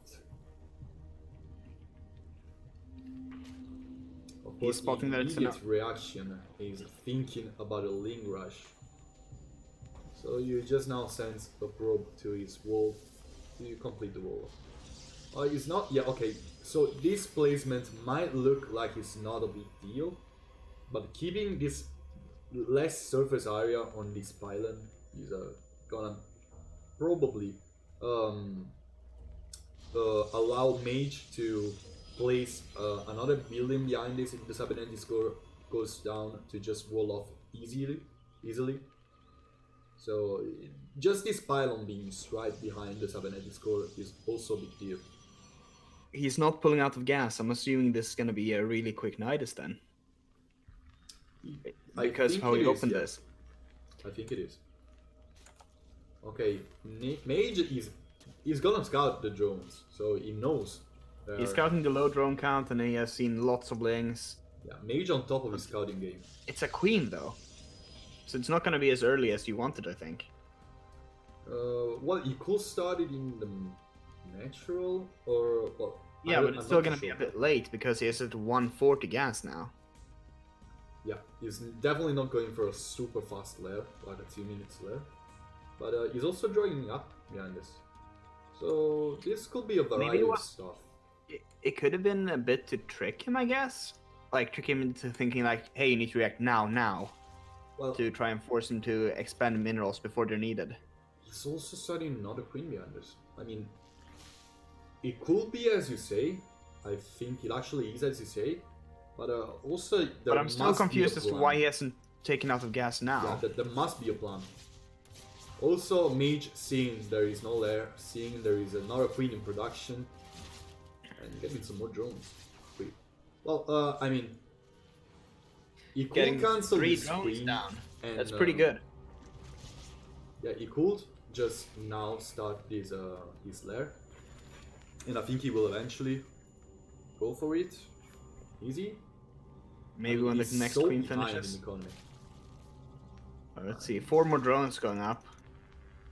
Yeah, he has the economy to But eventually still, drop still down no there. third taken, so this must be something of 2 base. There is not enough gases for this to be a spire play, but I'm still very confused about why it doesn't need stars the lair yet.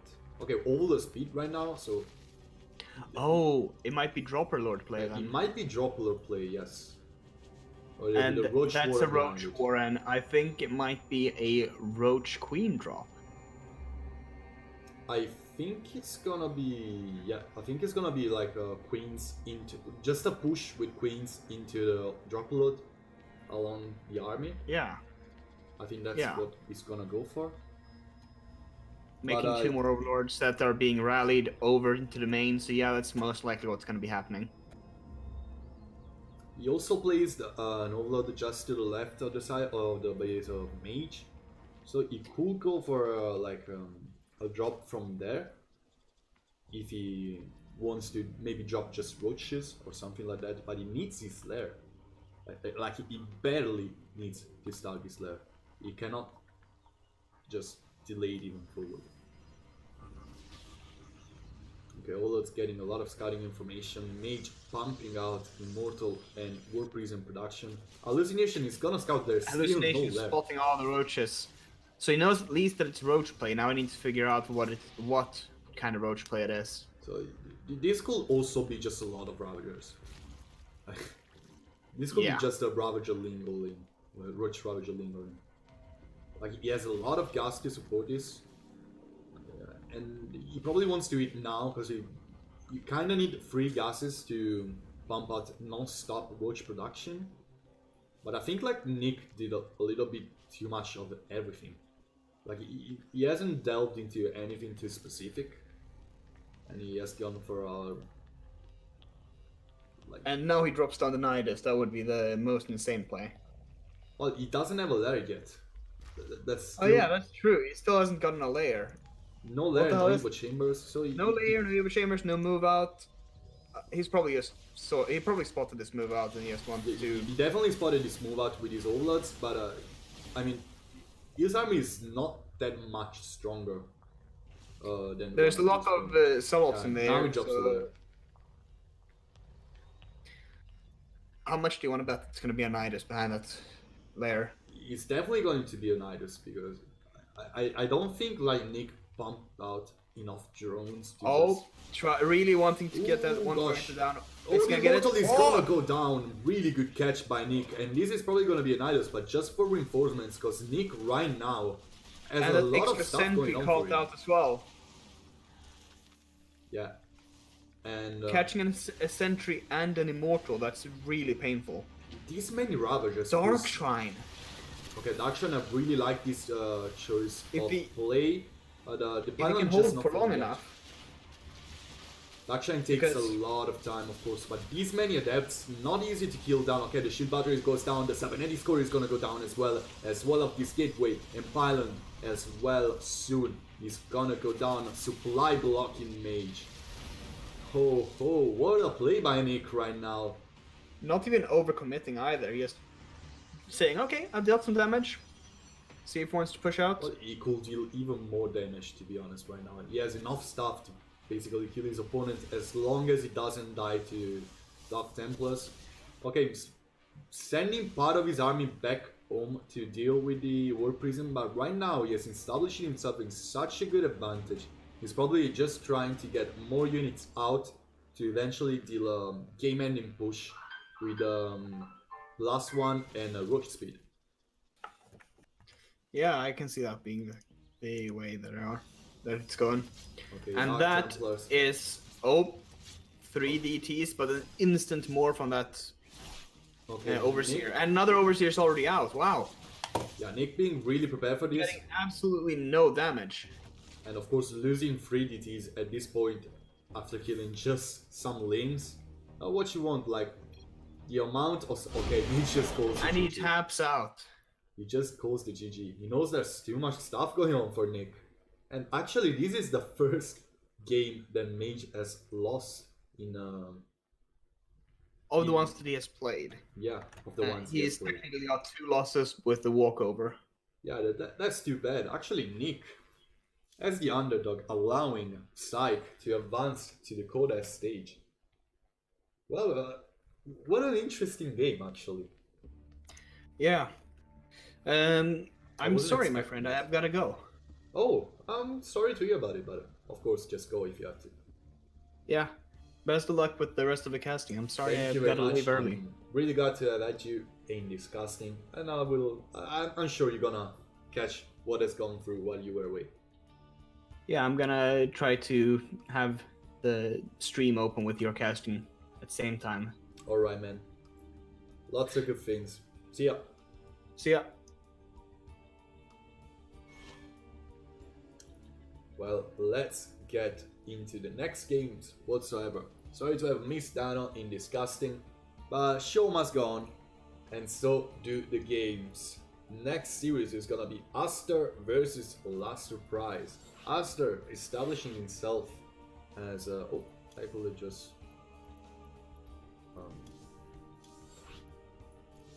Okay. Aster establishing himself as the first place player in a Group B, while Last Surprise, while being quite the underdog, has been able to win one series, and well, if he's able to bring down the behemoth that Aster has proved himself to be in this best of 5 series, he may advance to the next stage. Talking about him, spawning in the top left-hand corner of Disco Bloodbath is the purple Terran player. It is Last Surprise. Spawning instead in the bottom right-hand corner, it is the green Zerg, Aster. Okay, ZVT. One of the best matchups. Like, you can ask everyone in this game, and what is StarCraft 2? And they would probably answer ZVT. Actually, Last Surprise rolling off the low ground. Is this gonna be Reaper play? I find it very curious of him to just place this supply depot over here, while Aster is going for a spawning pool first of his own. One of his favorite play is gonna be the Nidus, but Aster liking playing it pretty safely, going for a 16 pool, 17 pool, 17 hatch, and then the extractor, and it looks like it's exactly what he's about to do in this game. Yeah, Aster being honored to be called a behemoth, but he actually won so many games that I feel like it's almost like needed for me. Also, this skin is so good. I love it. Also, this fin dancing is good. Look at him go.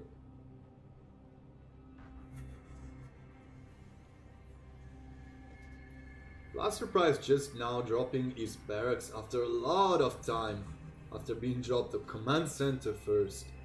And well, Last Surprise, of course, well known for dropping out some very weird builds. Probably it was double refinery as well, like he was really late on the gases as well. While Aster already has a lot of links, like 6 links out on the map.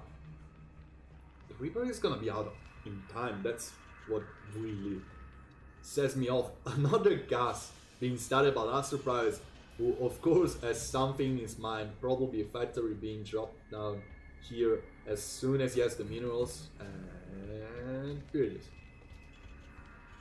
The Wolf is not complete, but yeah, Aster links are eventually going to sneak through, but his Reaper is almost out, and probably Aster just right now knows that something is off. These links gonna be able to prevent this SCV from building the factory, but they're gonna be eventually blocked down in the base of Last Surprise while this Reaper is hacking on them. So as if he's going down, the Reaper trying to avoid this factory from being cancelled, and he will eventually manage to avoid a cancel on this, but losing another SCV might prove a little bit too much And this is not what Last Surprise wanted at all. 3 SCVs have gone down, but he eventually succeeded to just survive with his very greedy opening. Meanwhile, Link Speed and Overlord Speed on the way for Aster, who just has dropped a fur base as well, safely trying to get more workers out, and at the same time Last Surprise going for aliens of his own. But I feel like this is gonna be slightly delayed. Like, his alien's gonna be out a little bit too late. It's like, okay, double starport. That's where things are at then. So, is this gonna be an early fusion core? I think it is. I think it is gonna be double battle cruiser, and I'm so excited to see this kind of play. Last Surprise sneaking this Reaper in just to escape from the Queen, and eventually manages to keep his Reaper alive. Painliness is gonna be the defensive tech choice of Aster, who's not yet getting into lair, no early shenanigans. But I still don't see a lot of Queen production, and just now scouting with his Overlord Speed, and the Fusion Core gets started. But I think that Aster saw the double starport, and if you see the double starport, you just know this is gonna be battle cruisers. Okay, Lair started to get the Spire out as soon as possible, and the Queen production is going on as well. This fur base not being saturated yet, while Aster is taking as much gases as he can and placing sport coolers everywhere to allow himself for an easier defense. Now he also saw the Fusion Core, he saw the double tech lab next to those starports, and he places just more sport coolers to help him defend against this very difficult push to hold. Of course, double battle cruiser is a quite strong commitment by Last Surprise, but also very strong build, while having Hellions back home to defend from any Link or Banelin bust push, having those 4 aliens on the map, trying to avoid this fur base from being thrown up, and just keeping your opponent honest. And double battle cruiser production just starts, no Yamato cannon or weapon refit yet, while Aster actually going for Banelins of his own. I mean, how many queens does he have? 7 queens. With how many transfuses? Where are those queens? Not a lot of transfuses. He uses 4 injects on top of this archery. Of course, to just be able to place these queens somewhere else and just have this base injected all the time. Spire gets started by Aster. That he's gonna have Corruptors or Muters out very soon to try and deflect these battle cruisers at his best. The first 2 are almost out, weapon refit gets started, and they're gonna hit as soon as those aliens try to get into the mineral line of his opponent. And okay, the first Overlord scouting the base of Last Surprise gone down, and right now Last Surprise pushing with Hellbats and battle cruisers.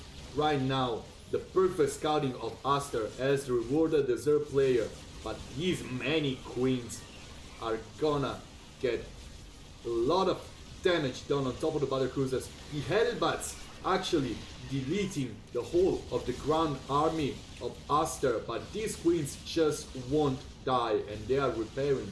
They are retreating next to the Spore Crawler, while one more Spore Crawler tries to get on top of the battle cruiser. The queen fell forward to try and get the Hellbats, while these Lings trying to get us around, trying to get some damage. He needs Painlings to kill those, but those battle cruisers are just pinned in this spot. One side there are queens, the other there are Spore Crawlers. I think 3 queens have fallen down, but these Hellbats just trying to go a little bit too forward. Right now the battle cruisers trying to dive on top of the main base of Aster, but the queens are gonna deflect every single part of the push of Last Surprise. Very well done by Aster, who's right now starting to lose some queens. Weapon refit is done, and 2 queens are gonna fall to Yamato Cannon. A third one is gonna fall, a fourth one is probably gonna fall as well, while Last Surprises retreats one of his battlecruiser home to try and deflect this Ling Bane push. 2 battlecruisers already been made again, but the walls are open. What a mistake by Last Surprises, gonna lose so many workers to this Ling run by. 16 workers have fallen down after really good strong push being done by these battlecruisers. Right now 17 workers fall, and it's a 17 workers lead for Aster being established.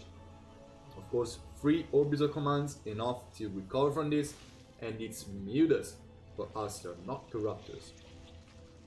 And it's a lot of mutas actually. Mutaling Bane is the play of Aster once again. The walls are open, Last Surprise, another big mistake. 6 workers falling down, probably 7 soon. The battlecruisers are back to try and kill his Lings before any more SCVs are going to die. But Last Surprise not handling his defense perfectly, and Aster establishing himself with a 20 workers lead. The last one, air weapons for Aster, almost done. 4 corruptors in production. Of course, this is a lot of battlecruisers being also repaired by SCVs, but Aster with 70 mutas, 9 queens, and 7 spore crawlers on the map, he's gonna prove pretty hard to kill. And Last Surprise doesn't have a single turret in his base, doesn't have a single anti-air unit. Is gonna be forced to jump his battlecruisers back home while the queens are deflecting everything. And right now these mutas are gonna deal an astounding amount of damage. 9 workers falling down, 10, 11, 12. The Cyclone is the only anti-air in this base. Corruptors are out. 2 battlecruisers jump back home after killing the Spire, but they jump probably on the... But where did they jump? Actually, oh, they jumped here, but they are too low. While these mutas, 41 SCV kills, hero mutas, and now they can dive on top of these battlecruisers. They don't manage quite to see what's going on, but right now every single battlecruiser, my Last Surprise, is back home. Aster dives on top of the really bruised one while trying to kill the remaining SCVs. Is 17 workers to 56. Aster doubling the supply of his opponent, building down up another Spire, and these mutas have just killed 52 workers. Not a good day for being a Terran SCV. 79 workers have fallen in this game, and that's a little bit too much for Last Surprise. We'll have a lot of workers going on for him if it wasn't for a bit too many slips in his defense micro. And right now it's 14 workers, 12 workers to 71. These mutas are gonna get cleared by the 4, or at least shoot away. But oh gosh, they are diving on top of one of the 4s, and one of them is actually falling down. Plus 1 mutas, of course, back a punch, and they're just now gonna get away. But who knows for how long. While Aster establishing his 5th base, getting his upgrades, getting his infestation pit to eventually start an hive and Spire. He's researching. Oh, actually, +1 air attack didn't finish for Aster, so those were unupgraded mutas, but still a lot of mutas and a lot of damage. These 4 battlecruisers are everything Last Surprises had, and 8 corruptors, 10 queens, 11 mutas, a lot of spore crawlers. I don't feel like they can deal a lot of damage. They could possibly get a cancel on this archery, or maybe even a kill. After getting a good cancel, getting a kill on this archery, probably actually they will not, and they will get a lot of damage. Forced to back away immediately, jump back. Mules trying to do their best to get to establish a good economy for Last Surprise, who's actually mining 1,000 minerals less than his opponent and 600 gas less.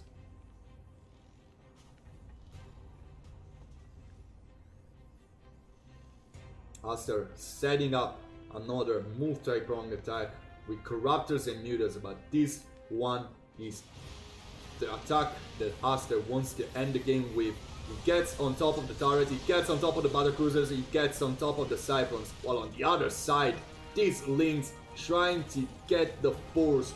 Of course, Last Surprise right now getting some good micro, but not saving his battlecruisers, not saving 8 of his workers, and just now defeating the army of Aster. But this is not enough.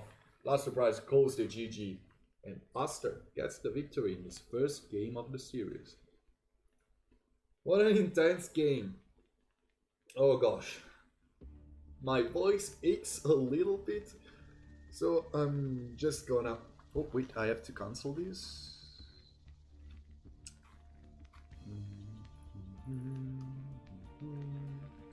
So I'm just gonna go and get some water before actually getting into the next game. So be right back, everybody. Actually, let's do it like this. Not what I wanted to do. Yeah. Okay, right back. Yeah, here it is. Professional streamer, everybody. See you in a moment.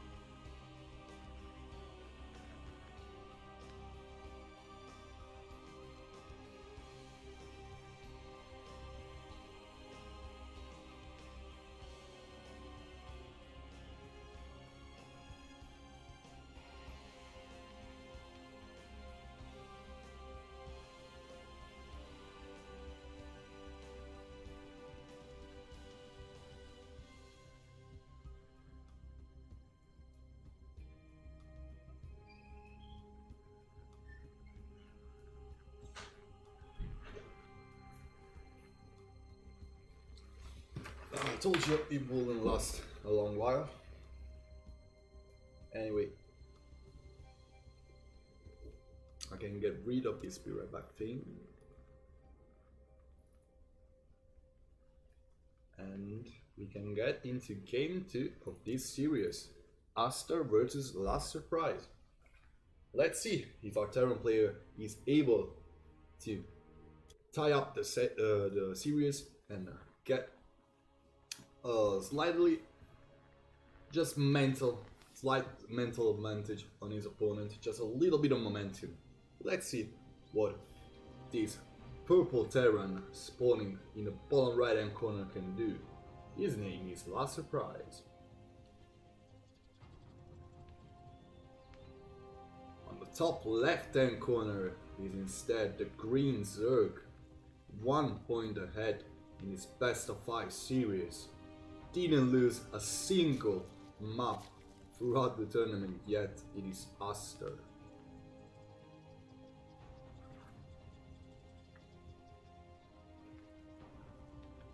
Well, not going for an early pull yet. I mean, yes he is.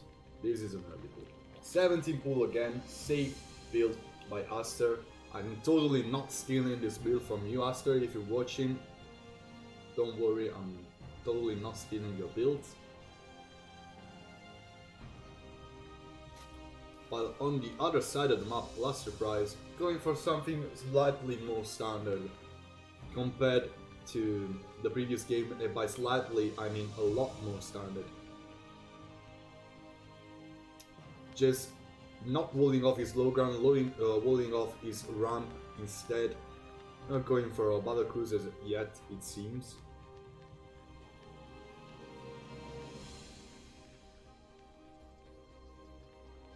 Just now, Last Surprise going for a scout of his own. He's gonna go for a command center on the low ground as well, I think. I'm not too sure if that's the right idea, consider 6 lanes are on the way. But the Reaper will be out in time, I guess. Oh, you only do it because you're scared of any taverns? Oh, having seen last game, I think you should be. Actually, last surprise catching those links heading out, but the Reaper will not go away from home probably. Will it though? No, it won't.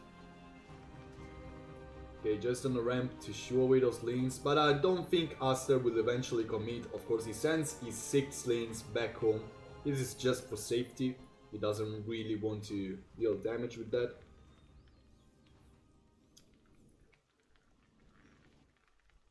So many proxies, you say. Well, I think you're probably correct. If you have seen the rest of the TVPs in the other groups, you would have seen a crazy amount of proxies. I think there have been like more proxies than normal games in PvT. Well, normal, just macro. That's what I meant. Of course, that's an armory being dropped by last surprise. That's an early armory. This is gonna be an Elbat push probably. And last surprise, just wanting to keep up the aggression on top of Aster after almost netting a victory in game 1 with a very, very aggressive battlecruiser, double battlecruiser push. With helmets, of course, behind it, and talking about behind it, Aster getting his overlord speed to confirm the information he's getting. There is probably no way last surprise could eventually deny this archery from being dropped down. You just want to whittle it down to enough. Actually, those 2 Elbats can pretty much pack a punch. And more Hellions are gonna be sent through the map and going to be turned into Elbats soon. These queens do not have energy. Good Reaper grenade, but the Leans get on top of one of the Elbats, eventually managing to get the kill. 2 more Elbats join the fray, and this archery is not gonna have production going on for a while longer. Reaper, Hellions, and now Starport finishes and drops down a tech lab, probably for Banshees. Aster sees everything. He's probably gonna be scared about battlecruisers once again, and this could possibly be the case. I mean, last surprise mining a lot of gas, and the archery is gonna fall down, and I think the last surprise is gonna be content with it, and he's just gonna get away with his units, or just mass them outside of the borders of Aster's base to try and go for another strong push. Big victory for last surprise, killing off that archery, and right now Banshees and Cloak on the way. Aster has a lot of queens going on for him, a lot of pennies. The ground army will not stand alive for a lot longer, but it still doesn't have a lead. Of course, it just now dropped 2 spores, having seen Cloak being researched and a Banshee. I'm not too sure if he actually saw the command center. Yes, he did. Last surprise, being on top of his aggression game, but Aster scouting exceptionally well up to this point. And this base is not gonna be denied once again by last surprise. Aster spreading creep, getting his queens in position. I don't think the Arm of last surprise can break this many Banelings and queens. And Aster just basically patrolling, manually patrolling this overlord into the base of his opponent, scouting every single add-on. He sees that it's now attack into mech play, while the main army of last surprise tries to dive on top of these queens. How many queens died actually? Just 1. So just this one died. Well, Aster tries to get on top of these very low alpha aliens. More Banelings being morphed, while the lair is just on the way. So these links will not, or this Bane, sorry, will not have Bane speed. Psyche is in a group that multiplies it by 10. Well, Psyche, I think that he proxied like probably 5 games, something like that. For maybe 6, I don't know. He proxied a lot of times, that's for sure. Anyway, the first Cloak Banshee is on the way to Aster's base. that immediately stopped to rally this overload everywhere. Okay, the push into the third base is coming, but where did the Banshee go? Okay, the Banshees are amassing outside of the natural of Aster, while actually Last Surprise lost every single ground unit right here, right now. These four crawlers are, of course, okay, the Queen is not gonna get saved, and right now there is a pretty big problem for Aster. Last Surprise can safely kill another Queen or just let them waste some energy. Right now the Overseer is out, one Banshee is gonna go down, as well as one of the Queens. Oh, actually two Banshees gone down. Last Surprise slipping a little bit control over here. This overload is gonna prevent this command center for landing for a while, but right now Last Surprise supply blocking his opponent. Workers wise, it's a 66 to 58 workers game right now, but the army of Last Surprise is way stronger than one of his opponents. Going for this mass aliens and cyclones battle mech play. After having cleared all of his army, it's really off that Aster is still behind in supply. But of course a Limbane main army is not gonna have a lot of supply going on for him for a while longer. I don't know why the production tab was not up.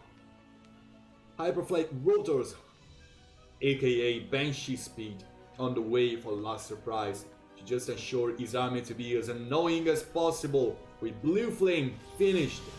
How is the Cyclone upgrade called? I think it is called like Mag Accelerator, something like that. Anyway, Aster setting up a really big surround, but Last Surprise on top of his unit control.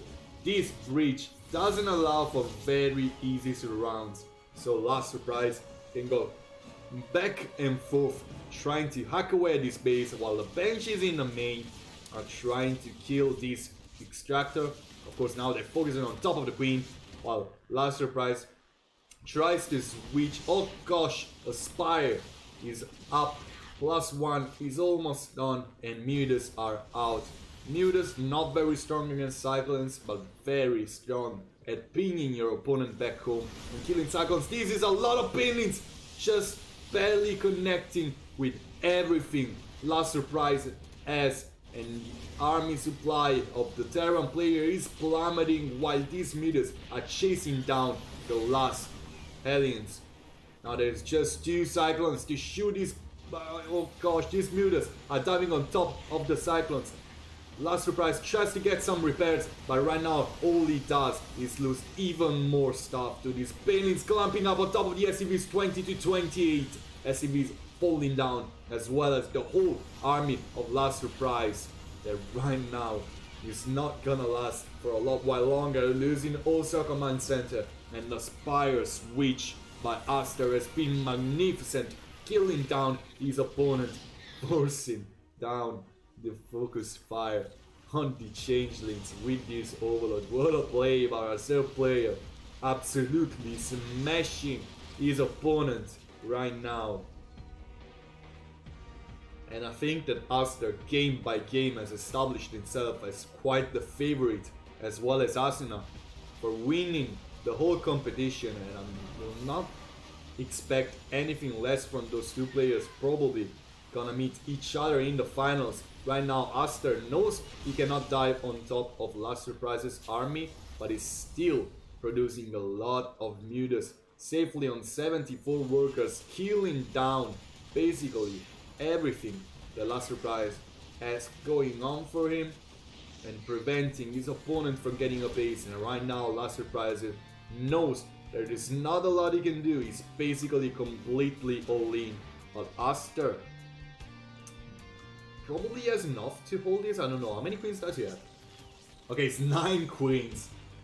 And a lot of lanes, a lot of banelings. Those Mutas with +1, of course, deal a lot of damage if they manage to get on top of the Vikings, the Cyclones, the Hellbats. These queens can easily take care of the free tours in the army. These many SCVs, of course, are the main objective for those Mutalisks. Again, now they dive on top of the tours. One of them is gonna fall. The second one is falling shortly after. These forts are trying to deal as much damage as possible, but these magic boxed Mutalisks are gonna deal every damage they can possibly deal to the last SCVs of Last Surprise, while finishing off those forts. The queens join the fray as well. The GGWP is called. Aster getting the second victory in this best of 5 series, getting to match point and possibly getting to the point he doesn't ever lose a single map in the whole group stage if he wins the next game, and this is so impressive. Hey Kanak, how you doing?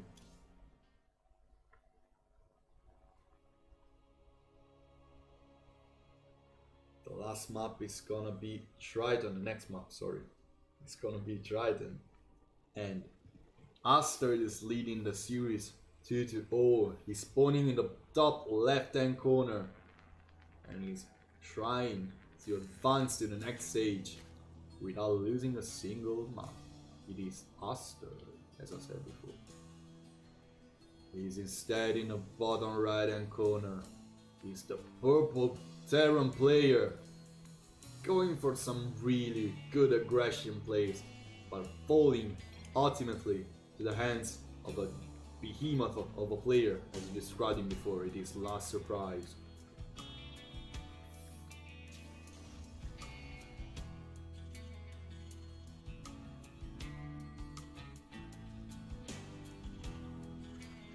Okay, Aster going for his spawning pool first place, 17 pool, 17 hatch, 17 instructor, just to be safe against proxies, against everything those NA Terrans could do, as he would probably say. While at the same time, Last Surprise standardizing his play after those first 2 games, and I don't know why, I think this is gonna be a bio game by Last Surprise. Battle Cruisers didn't work enough. Battle Mech didn't work enough. So why not go for what you didn't go for until now? Aster going for a slightly longer path on his second overload to scout for proxies, while sending his first low overload straight to the natural of his opponent. 6 links in production to try and deal some damage, but the Reaper is gonna be out in time. So nothing too different from the beginning of the last game, but Last Surprise, just, yeah, he's not gonna lose this SCV, but Aster sends one of his links to follow the SCV down, scouting for any eventual proxy or anything like it, but the Reaper is gonna be able to probably eventually save this SCV. Aster hiding his links to maybe move out just once the Reaper is away, and probably Aster is gonna drop the third base soon, I'd say with one of these drones, but maybe not yet.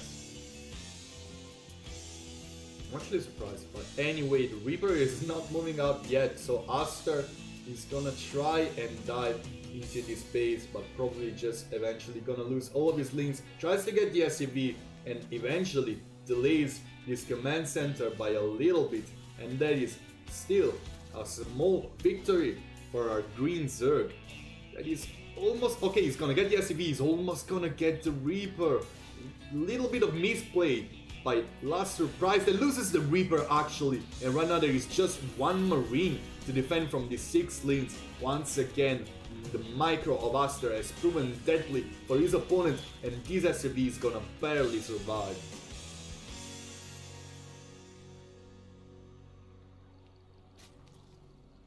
Really interesting play by Aster, who decided to dive with the 6 slow links and got a Reaper and 2 SCVs. Right now, link speed on the way, overload speed on the way, and once again we have an armory by Last Surprise that is gonna support this Hellion production, this starport, and we could possibly see another Hellbat push. But is it gonna be Banshees, he's gonna be a Liberator, or it's gonna be a Medivac? So it is that kind of push. And Aster, with Overload Speed just finished, is gonna go for a Scout of his own rather soon. Here it is. I think he's gonna see everything. This Overload on the natural, this Overload in the main. Aster gets everything that's going on for last surprise. He gets the factory, the armory, sorry. He probably wanted to see if there was a fusion core. He scouts, there is none. So he's probably gonna... Well, right now he just wants to see if it's a Medivac, but I think that at this level he probably already knows. He has his fur base going on for him, but he's not droning. He's making units heavily behind this. He doesn't have a lot of queens, he just has 4 queens, but he has a lot of banelings, a lot of lanes, and that's exactly what you want to have against these many Hellbats, Marines in a Medivac. Okay, the queens try to get into the play. Good split by Last Surprise, but not good enough. Almost all of the army of Last Surprise eventually falls to these banelings, but enough army survives to try and dive on top of these queens. But more banelings are out, more links are out, and Last Surprise's army gets completely cleared. 10 workers advantage, 8 army supply advantage. Aster has established himself in a quite advantageous spot. Actually, moving forward right now to the base of his opponent, there is just 2 aliens, another factory being actually it's barracks switch, so it's eventually going to be bio, as I predicted before. Enough said. And 14 workers lead for Aster, while Last Surprise tries to switch into a more favorable tech. I guess what his opponent has, but Aster already starting his lair halfway through. This guy is on top of everything. 4 gases being taken, a 5th one is gonna be taken soon, and I think this is probably going to be another Spire play. Double Eva Chambers being dropped down, +1/+1, melee and Carabas gonna be started as well soon, I think. And this looks like the style that Aster has been preferring throughout the tournament up to this point, and probably what's best against what his opponent is doing. Tech lab for this factory to start his 10 production, while Aster getting confirmation on the build of his opponent. He now sees this many barracks, this steam pack going on, reactorate, starport, tech lab, to the factory. He starts his Spire, and he starts Bane Speed with +1 melee and +1 Carabas. Aster trying to be everywhere, of course establishing a pretty strong map control, links everywhere to scout for an eventual third base, while this Viking is trying to look for the Overseer, barely missing it. He's gonna find it now, so Aster will probably go for one last scout of his own, but there is not much more stuff to scout really. He knows what's coming, he knows that's a standard bio play, and he knows he has to get to a crazy amount of workers, get a lot of archeries, get a lot of lanes, a lot of pains, and get as much mutas as he needs to kill those tanks and medivacs.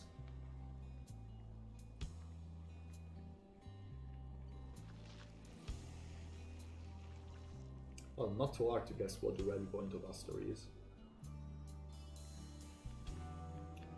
Anyway, the Greens are on top of his creep spread as well, spreading creep towards the base of his opponent rather than to the side, so he can actually create a kind of pathway for his queens to eventually chase units down. And that's exactly what he wants to do. Okay, right now, Last Surprise playing a dangerous game, working with these many light units on creep, while Aster, with his crazy amount of flame pain, dives on top of his army and gets a quick clear of everything Last Surprise's had, even without having his upgrades. Right now, he loses almost all he had going on for him. But he can safely make more workers, he can safely make mutas, he can safely make everything he needs. Aster, once again, getting the best engagement he could possibly get and setting his opponent more and more behind in this game.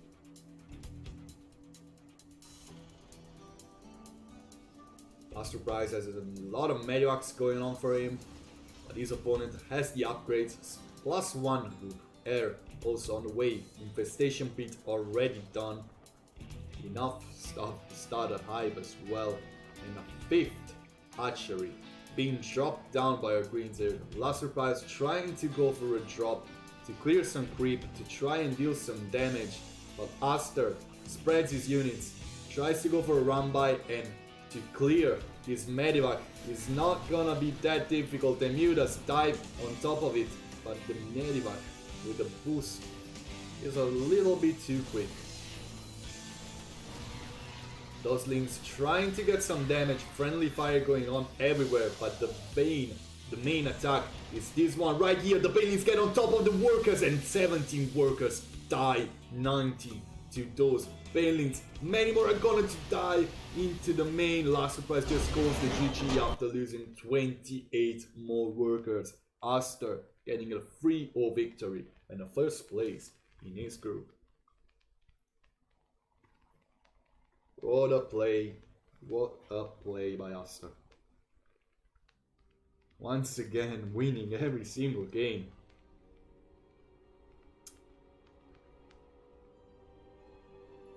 Talking of Group B, we had a PvP. I think it's actually the first PvP we see in this tournament, and I'm really curious because I love this match. I wasn't actually really fond of it until like some months ago, I think. But I feel like PvP is such an interesting matchup. It's like a game of chess, really.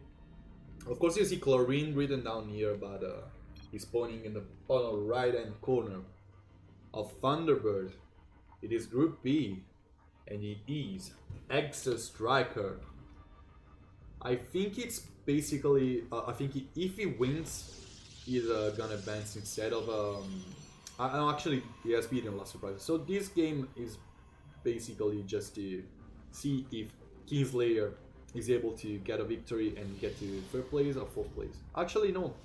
Actually, this group is already decided. Exa Striker is gonna be 2nd place, Aster is gonna be 1st place, Kingslayer is gonna be 4th place, and Last Surprise is gonna be 3rd place. But talking about him, is a Light Beam Protoss. He's in the top left hand corner and he's Kingslayer. Yeah, of course you don't get 1st place if you don't have like the Alpha X thing over here. No, Exa Striker. Well, this is not your main server, so it's okay. Anyway, both players basically going for the same build. Double gateway, expand, cybernetic score probably. But I don't know. Someone once told me this thing. If you want to win Protoss versus Protoss, don't ever expand. And I feel this is like so true. Kingslayer just slightly slower on every single one of these buildings, but he also has more workers on gas, so he just barely not matching up his opponent's production in the earliest stages of the game. Anyway, Exa Striker trying to hide something on the map, while Kingslayer not going for a scout, so he's not gonna know. Well, these probes are so good, by the way. Look at them. This orange thing. This is so good. Anyway, Kingslayer not going for a scout of his own, not gonna know there is not a 2nd pylon, a 3rd pylon, sorry, in the main base of Exa Striker. While Kingslayer going for a Sentry Stalker, so really standard, not going for a double adept pressure, placing his probe to block away updates with a pylon if he needs to, and he's just now gonna shoo away this probe. No tech being dropped yet by Kingslayer, while Exa Striker dropping a gateway in this proxy location as well as a robot. Kingslayer doesn't have a clue about this, and Double Adept is gonna advance and try to force Exo Striker into placing his pylon in the wall. Right now, Kingslayer, no, don't do this, don't expand. Okay, pylon wall up, and these three Stalkers are trying to prevent Adepts from doing what they want, but no. Kingslayer expanded. And right now, Exo Striker with a proxy robot and a gateway in this very, very hard to scout location. Okay, Kingslayer might have seen these units out. He's gonna see with this sentry that base of his opponent is completely walled off and there is basically nothing in it. And he's gonna be really suspicious about it. Yes, right now he knows there's something really, really off going on. Doesn't see an expansion as well. Kingslayer drops double shield batteries, makes another sentry, and he's probably gonna hope for the best from now on. Warp Prism on the way for Chlorine, for Exo Striker, for reinforcements. And right now Exo Striker walks on top of the ramp, probably at the best possible spot, but very good force fields by the light pink Protoss, actually managing to whittle down his opponent's army so much. I think this actually could possibly be a hold. Kingslayer with a lot of sentries, a lot of stalkers, and a lot of shield batteries. A lot of pros being transferred to this base, but right now he's a little bit off position. Everything Exo Striker has been dropped into the main, and there are no shield batteries over here, and he can afford to lose his production. The force fields are basically everywhere. It's hard to distinguish whose are whose, but those sentries do not pack enough damage for the army of Exo Striker to eventually fall down. Probes are gonna be pulled into action, but Exo Striker with really good micro on this Warp Prism is eventually going to clear basically everything. This Mortal is really low, but another one joins the fray, and every single unit by Kingslayer is eventually going to fall. 21 probes have fallen, and right now it's just a matter of time before a GG gets called. Exo Striker gets game 1 of this best of 5 series.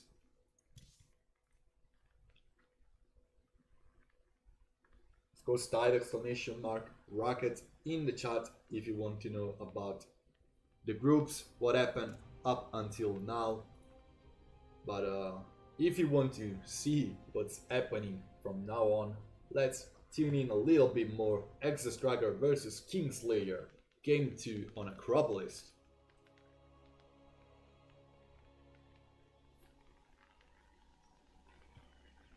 Spawning in the bottom right hand corner is a light pink Protoss with a barcode name. It is Kingslayer. Spawning instead in the top left hand corner is the yellow Protoss. Exo Striker. Losing only to Aster up until now. So if he wins this, well, he has beaten Last Surprise, so there is no way he's not gonna get second place, but still, it's a matter of pride, you know?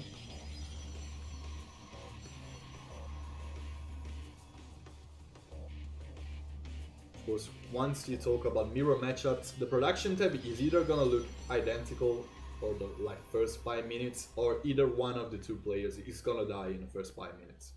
That's basically it. And up until now, the two production tabs have been looked pretty much the same. Double gateway and then a cybernetic score to just have a slightly more production to just have enough units to just prevent any all-in, super early all-in from coming into play. So nothing too weird coming out of those two players yet. Kingslayer not scouting once again, preferring to have his probe back home mining.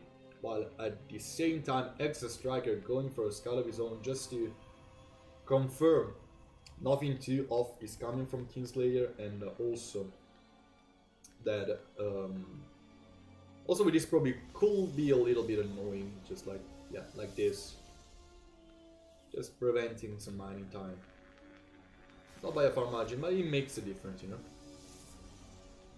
Okay, Wargate immediately being researched by Striker with double Stalker production, while Kingslayer just started slightly later with instead standard Stalker Sentry. So this could be a Twilight Council or War Prism play by Striker really soon. Still no proxy, while this probe is a... Okay, he tries to put down the pylon to... Okay, cancel it. Like, placing down the pylon over here, if you go double adept, means the adept will get through anyway if you cancel your own pylon, but he doesn't have 2 adepts, he has 2 stalkers, so... 2 more stalkers in production for Striker, while Kingslayer is going for 2 more stalkers of his own. And I think Striker wants to expand right now.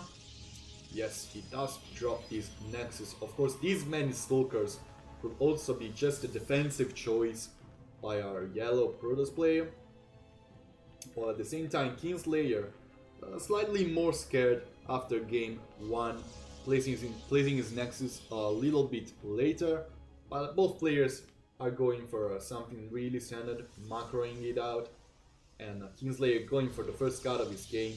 He's gonna see the tech being dropped down by Striker just under his eyes. It's gonna be a robo play, while at the same time on the other side of the map, Kingslayer drops a Forge of his own and a Twilight Council. So probably Blink is gonna be the choice for Kingslayer from now on.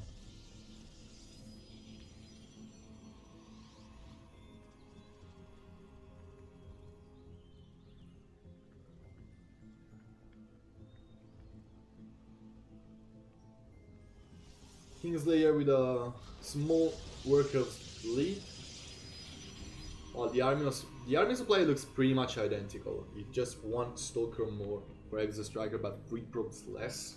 But it's not like that big of a deal. Those shield batteries back home, and actually no blink for Kingslayer, who starts charge right now.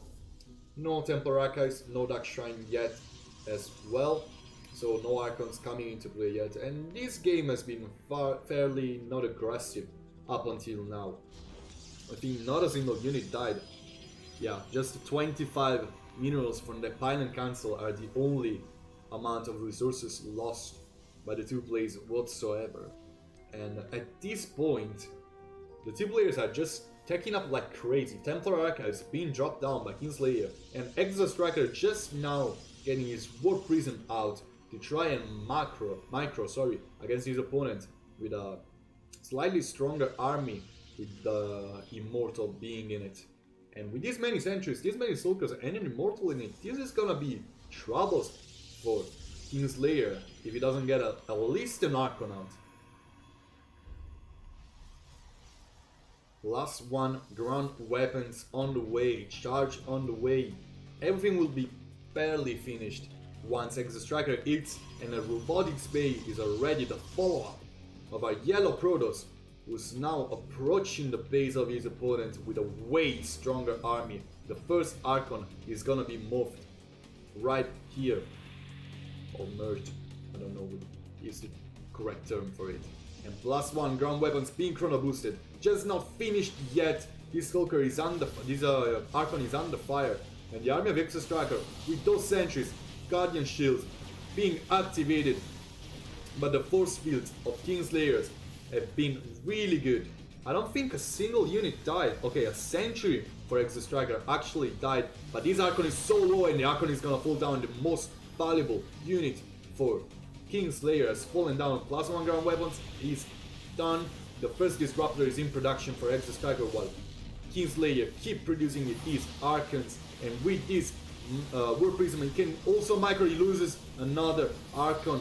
A lot of probes, of course, dying as well after being pulled and Nexus Striker once again gaining a massive advantage with his timing attack.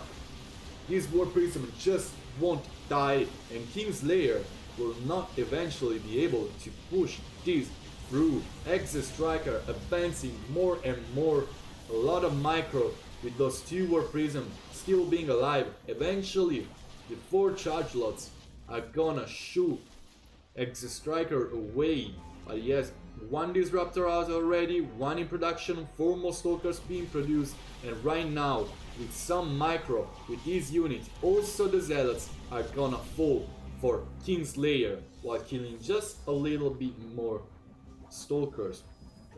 1 more Stalkers being being warped, and with 8 Stalkers, 1 Disruptor, 1 more in production, 1 Immortal.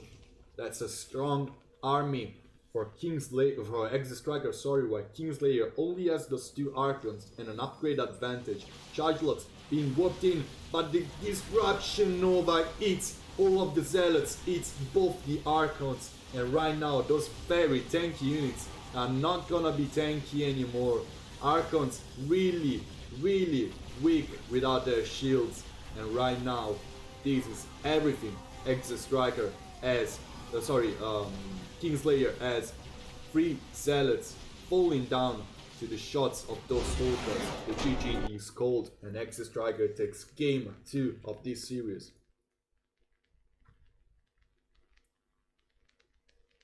Well, once again we're talking about a very strong player who's really been showing up in this tournament. And we're heading into game 3 with match point for Nexus Striker on Triton.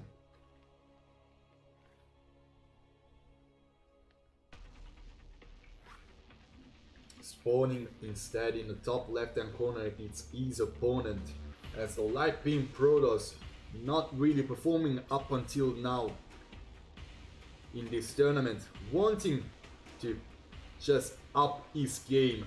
It is Kingslayer. Will he be able to climb back in this best of 5 series? Spawning instead in the bottom right hand corner, one of the best players up until now in the tournament. Just trying to get 1 more victory. It is Nexus Striker.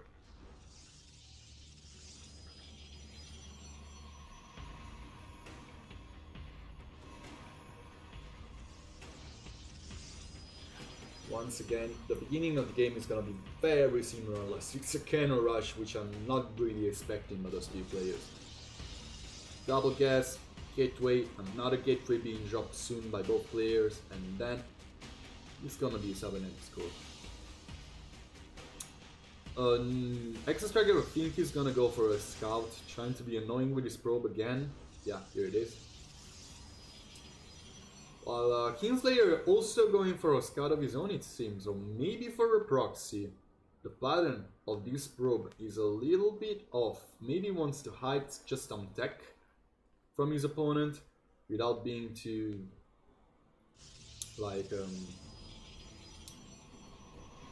too aggressive placing stuff on the map. Maybe he's just gonna hide a Dark Shrine or something like it back here. Or maybe it's just the second pylon trying to throw off his opponent with his scouting. Very clever move by Kingslayer if that's the case. But Nexus Striker doesn't look like he's impressed. He's gonna place a second pylon on the map, or third pylon actually, on the map as well. Okay, Nexus Striker confirmed there is not a second pylon in the main of Kingslayer. It is right now the third one being dropped. But he probably knows that's a third pylon, and this probe is scouting for proxies in all the closest location. But this is not a proxy, this is just a pylon to mess with his opponent, while Nexus Striker is instead definitely going for a proxy, with his Robo being dropped just on the middle left side of the map. Not really close to his opponent base, but still. This is double adept versus double adept. It's all up to probe micro with the pylons in the wall. And a gateway being dropped by Nexus Striker again with a build really similar to the one in the first game. Kingslayer barely losing the fight with these adepts, and the wall is on. These adepts will not go forward, and they will try instead to shade away or just get away from the slightly stronger amount of adepts Kingslayer has built. Right now though, Kingslayer once again expanding without having a lot of information of his opponent, and this could prove a deadly move because Exit Striker is definitely going for a very committed aggressive push. Kingslayer just now finishing a robe of his own, producing his first immortal. But it's just the depths for him right now. Not really what you want to have against Immortals, Stalkers, Adepts, and Sentries. And the push will probably... yeah, I think it's starting for Exit Striker. He's just gonna wait for this Sword Prism to be out, but he's already moving forward. This is a lot of Adepts moving forward for Kingslayer instead. But he needs to go back home, because the army of Exit Striker is a force to be reckoned with. While Kingslayer wanted to go for that pressure timing, while Kingslayer wanted to go for a net pressure time with the War Prism, Exit Striker just wants to elevate his units in the main of Kingslayer, and he will do it freely so. Let's get into the vision of Kingslayer, who's just trying to micro his adepts, but he will eventually need to recall them, because the main base of Kingslayer is just under too much fire. This pilot is gonna fall. The War Prism is gone. Well, it's barely gonna be out. But is it gonna be enough? The adepts are falling one after the other. The micro on the War Prism is on for Exit Striker, and Kingslayer losing once again too many probes. Exit Striker might have done this with once again another really strong and aggressive push. The War Prism for the yellow Protoss is gonna fall, but so will everything Kingslayer has. And this is it. Exit Striker getting a 3-0 victory on Kingslayer, advancing to the next stage as the second seeded player of his group. So we have the results of Group A and Group B. Just a little tip, use exclamation mark bracket command in the chat to bring up the bracket for this tournament. And there is just one more game to be decided right now. Is it gonna be Tokon versus Damrud? It's gonna be a little bit of a broader kill, I'd say. Both are Polish 5.4k or 5.3k, I don't remember correctly, players. Close friends, battling for the second place in Group C after Asuna advanced as the first place player. And let's see who gets this second spot with the best matchup of the game, with this small history of rivalry of those two players. Tokon versus Damrud, Disco Bloodbath, map number 1. Spawning in the bottom rightish hand corner of this map, it's the red Zerg. It is Damrud. Spawning instead in the top left hand corner is the blue Grumpy Terran, Tokon.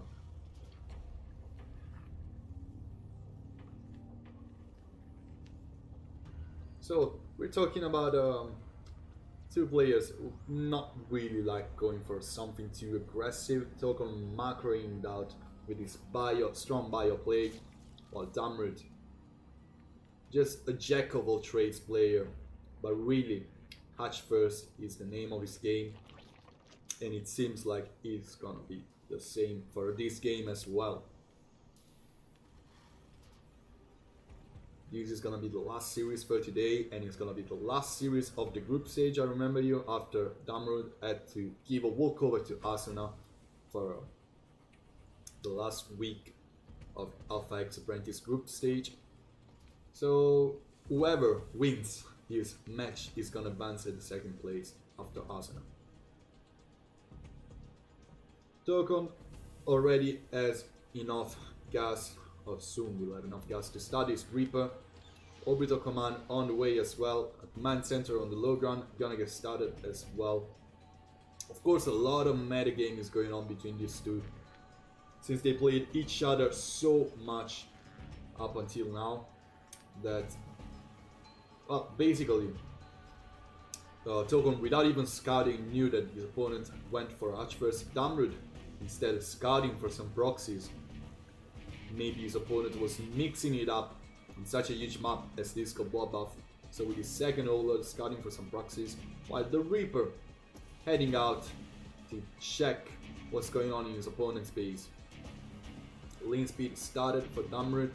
2 queens started as well, but this is okay. Yeah, he started his 4 lanes.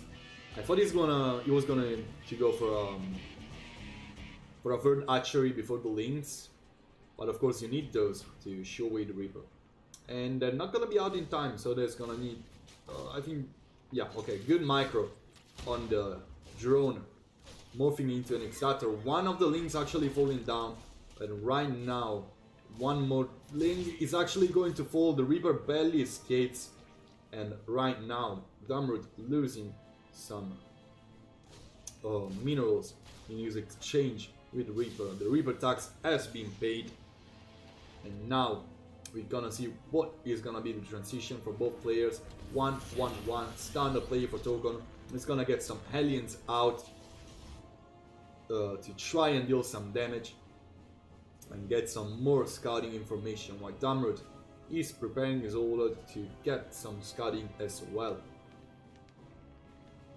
Here it is, the second Overlord coming right now, just barely in vision of Token base. Actually, this is pretty much a mistake unless it sends it off right now. Anyway, the Reaper is eventually going to fall. That's a lot of queens. But in this matchup, there's never too many, I'd say.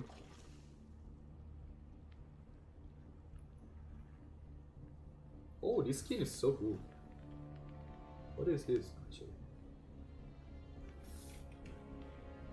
Anyway, let's see if those 2 aliens are able to deal some damage, while at the same time he's over trying to get some scouting information, but it's basically everything Damrud suspected up until now. It's not gonna be a Medivac though, it's gonna be a Liberator coming out of this starport, while the barracks just finishing right now a tech lab, and those aliens trying to look for some links, shocking it out. Why was this scan so loud, and where was it? Oh gosh, this game is not played with game art.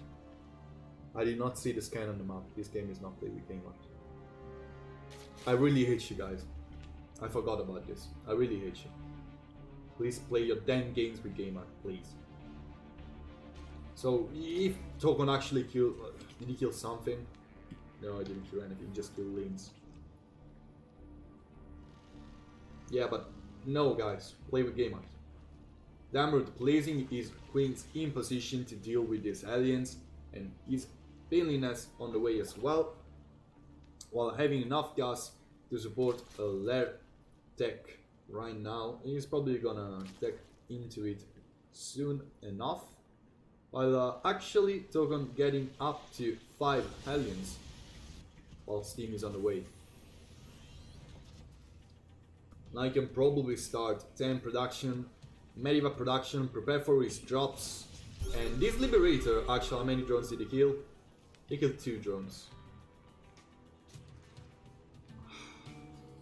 A scan over here to get some free spread deleted from the map. Those 6 aliens sharking on the map, trying to get more and more Crypt Tumors killed. While Damrud just now trying to advance slightly on the late side to Lairtech, but he has a very strong economy behind his 552 workers, and probably a 4th base is gonna be dropped soon, trying to set up a surround on top of those aliens. One of them is gonna eventually fall, and these queens are actually just in place to get one more. The aliens are barely gonna get away, while these banelings are playing a dangerous game the two queens get into position while one of the banelings actually fall. 18 more lanes in production for Damrud, while Tokon's aliens get into position to kill some more drones. How many of them fall? Just one. Those aliens are eventually gonna be cleared, but they've been quite the nuisance for Damrud, sorry, while Tokon expands safely to his third base location while keeping his opponent's workers lead. Honest, only 6 workers ahead. Right now, double Evo just finished and a 4th base for Damrud just being started. I think, yeah, Damrud knows probably. Oh, I don't know if he knows. I don't know if he saw the orbital command being dropped on the 3rd base location, but right now Tokon has prepared quite a strong push to his opponent, and the rocks have not been broken, not here, not there. So if he sieges up into this position, this is gonna be troubles for Damrud, who also has 2 queens way out of position right here. Those tanks are gonna be hidden and gonna be placed behind those rocks. The 2 queens fall, and right now the tanks are gonna have a lot of free shots onto the script tumors, and probably on the army. Damrud tries to send at his opponent. Tokon steaming forward, trying to get the archery down at a lot of links as well with them, but the range of the tank barely helps those marines actually placing themselves in quite a choke point. Great focus by Tokon on top of the banelings, and everything by Damrud is actually going to fall down. Damrud out of army, Damrud out of queens, Damrud is gonna be out of 1 archery as well really soon, and Tokon with barely losing units has established himself in quite a advantageous spot once again. Damrud having tech on his side, recruit spines on the way, a lot of hydras being produced as well, while Tokon adds more units, more tanks, more medivacs, more marines and upgrades to his army. Those rocks not being broken, but Baneling speed is just now finished, and if he gets some really good Baneling's connection, he can basically climb back from this game. Damrud gets a lot of this marine ball, while these tanks are slightly out of position. And that's what probably cut it for the blue Terran. But right now the crease spread of Damrud is basically non-existent, as well as his queen amount. And Tokon trying to dive on top of this 3rd archery, that's actually a 4th archery. The Banelings get dangerously close to those marines, not getting a lot of damage done, but the tanks are eventually going to fall down to the Agilists and to the queens. The links get a focus fire on top of the tanks, and Tokon is forced to back away with his units.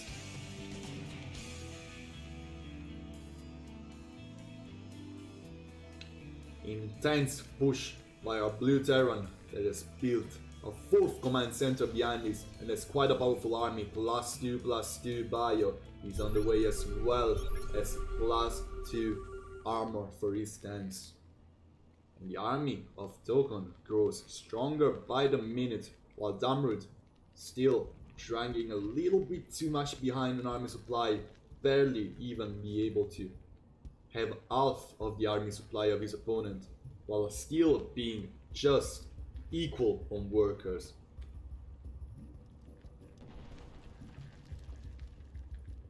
Right now Tokon prepares for another push on top of the Zerg's base, and his objective is probably going to be trying to break his 4th base location once more. His portcaller barely surviving to the absence of creep, and Tokon scans forward to see what's in there.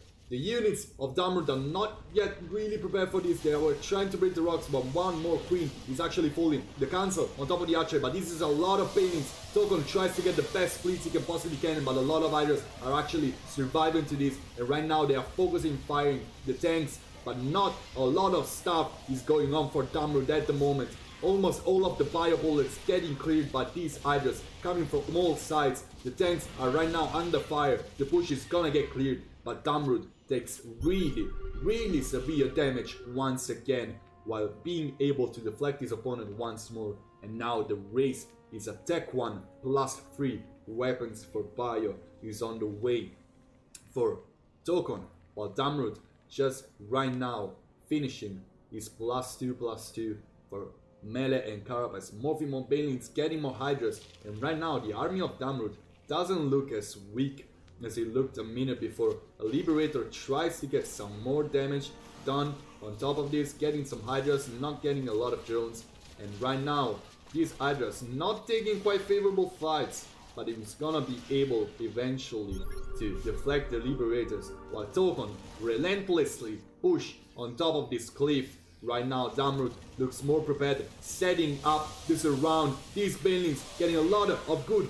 connections, but right now getting stuck on these tanks is exactly what those Banelings didn't want to do. Right now the Medivacs are trying to help those Marines steam forward, and Tokon gets game 1 of a series with the relentless push of Marines and tanks.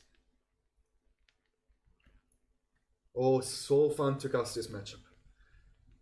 ZVT, just relentless push by the Terran. Well done by our Polish Terran, and let's see what's gonna happen in game 2 of this series. This game is gonna be instead on Thunderbird. Once again, who's gonna win? This game is gonna advance as the second place into the next stage of the tournament, Code S. But right now, probably the rivalry between those two guys is more important than the whole tournament. I'm talking about those two spawning in the bottom right hand corner of Thunderbird. It's a red Zerg player. It is Damrud. Spawning instead in the top left hand corner is our blue Terran, winning game 1, getting ahead in his best of 5 series. It is Tokon.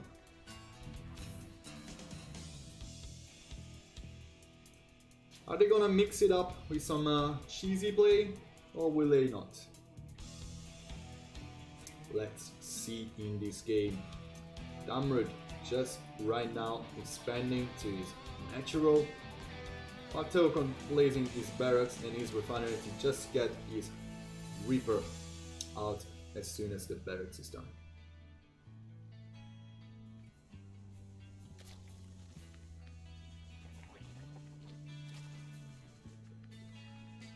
Because I'm taking a moment of respite for my voice, but I want to hype up this match as much as possible because it's gonna be the last of this group stage, and then it's gonna be a while before I can do playoffs.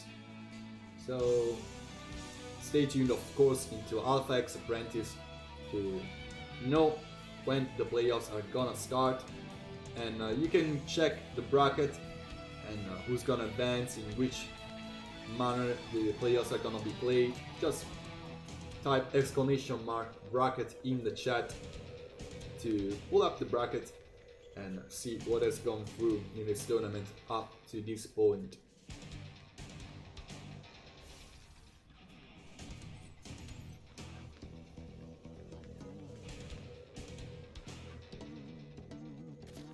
So perfectly standard play by both players up until now. The Reaper is gonna try and deal some damage and get confirmation that this is not going to be something too aggressive coming from his opponent. He's not gonna use the cliffs, I guess. Yeah, he's gonna go straight into the natural. So Tokon tries to get some link heals right here.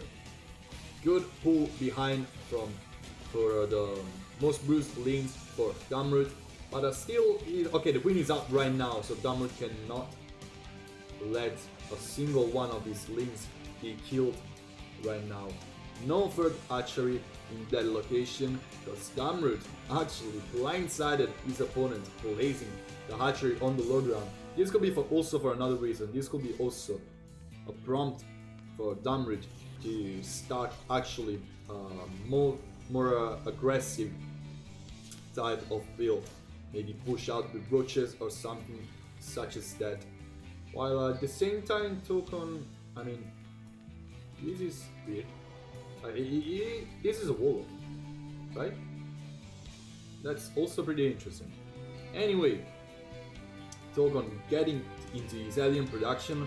I'm actually curious to see if he's gonna go for a double Liberator harassment as well before actually switching into Baya, but Concussive Shells is gonna be the first upgrade started into this deck club, while Damrut is just not starting to scout yet. So this is gonna be a Hellbat Marauder push with Concussive Shells and Hellions with the Medivac out. So no double Liberator play, while Damrut just sees those aliens and nothing else. With no overload speed, he's still not scouting with his overloads. He's just droning it up, getting his safety Baneliness, getting his safety links, but with many Marauders and many aliens, this is gonna be hard to deflect. I'm still not scouting what's going on, but he starts the lair slightly on the earlier side. So I actually think this is going to be some kind of spy play, and that's something that you kind of want to have against this, but still, this could deal a lot of damage to Marauders, still into the Medivac, and right now Banshee Cloak is on the way as well for Token, who's just trying to be as aggressive and annoying as possible. These aliens trying to whittle down the link count before the Medivac come into play, and right now the Medivac tries to get into the good spot, he drops down and the Hellbats get morphed. Those Marauders slowing down the Queens to get some easy kills, and now they're gonna dive on top of this third base location, and it's really easy for Token to get on top of this since it's so far from the third base. He's actually trying to focus fire down his archery. He's gonna fall, but right now he's gonna back away with just 2 Marauders being alive into the Medivac. So he lost all of his aliens, while saving actually the most valuable units. That's understandable. Token has his wall off, while Damrut probably wants to go for some deny on this command center, or just delayed by a small bit, but just managing to whittle it down a bit. He scouts the Banshee, so at least that's gives scouting information. No Overseer yet, but he still has his Spore Crawlers in all his bases, so safety spores, good thing for him. With Hydra then just been finished and double Ego Chamber, so no spy play, just a slightly quicker Hydra Den. And right now this Banshee barely being in detection range for the Spore Crawler, and with an Overseer out, the Banshee just has to get away without being able to do much. Just 3 drones kills. I think he killed the Queen maybe, I don't know. But anyway, Token not really falling behind, but not really establishing the advantage he thought he could have with that kind of push. Of course, killing down the archery, big victory for him. Still, he just barely placed his command center into his third base location. And right now, Damrut places instead his 4th base. So really precise play by both players up until to this point. So yeah, this is probably the first big mistake of this game. Just Token forgetting that he's walled off inside his base. But this is so minor, I'm not even call it a mistake. Of course, Damrut tries to establish a slightly better side grid spread as well, other than frontal. While Token with 2 Cloak Banshees not being able to just deal the amount of damage he wanted to deal. So it's just a game about losing losing less than your opponent up to this point. And I think Damrut was able to actually not lose that much, losing only that archery while clearing all of the aliens. Of course, his mining was and his lava production, of course, was slightly hindered by that push. But right now, getting his 4th archery and probably very soon a 5th one as well, while trying to tech up to Infestation Pit tech. I think that Damrud is establishing himself in not such a best spot as I thought he would be after the push. Good creep spread throughout the map, just to decide maybe it's not that good. With this free Medivac push coming exactly from that side, and that is gonna be hard for Damrud actually to push away if he gets on top of this archery and then into the main.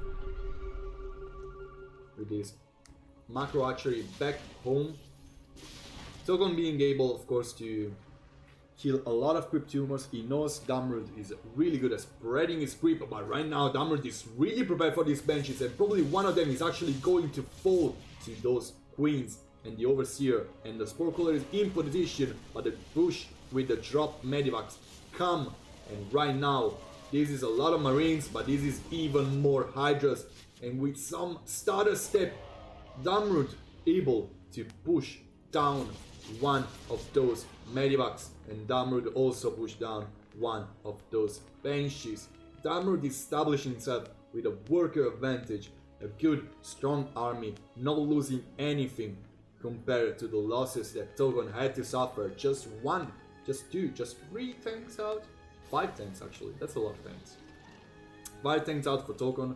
So it's not possible for Damrud to actually break this position, but he can safely take up to his stronger units, to his strongest composition. I think that a Spire is gonna be dropped down very soon with this hive in production for Damrud. Actually, yeah, no Spire has been dropped down yet.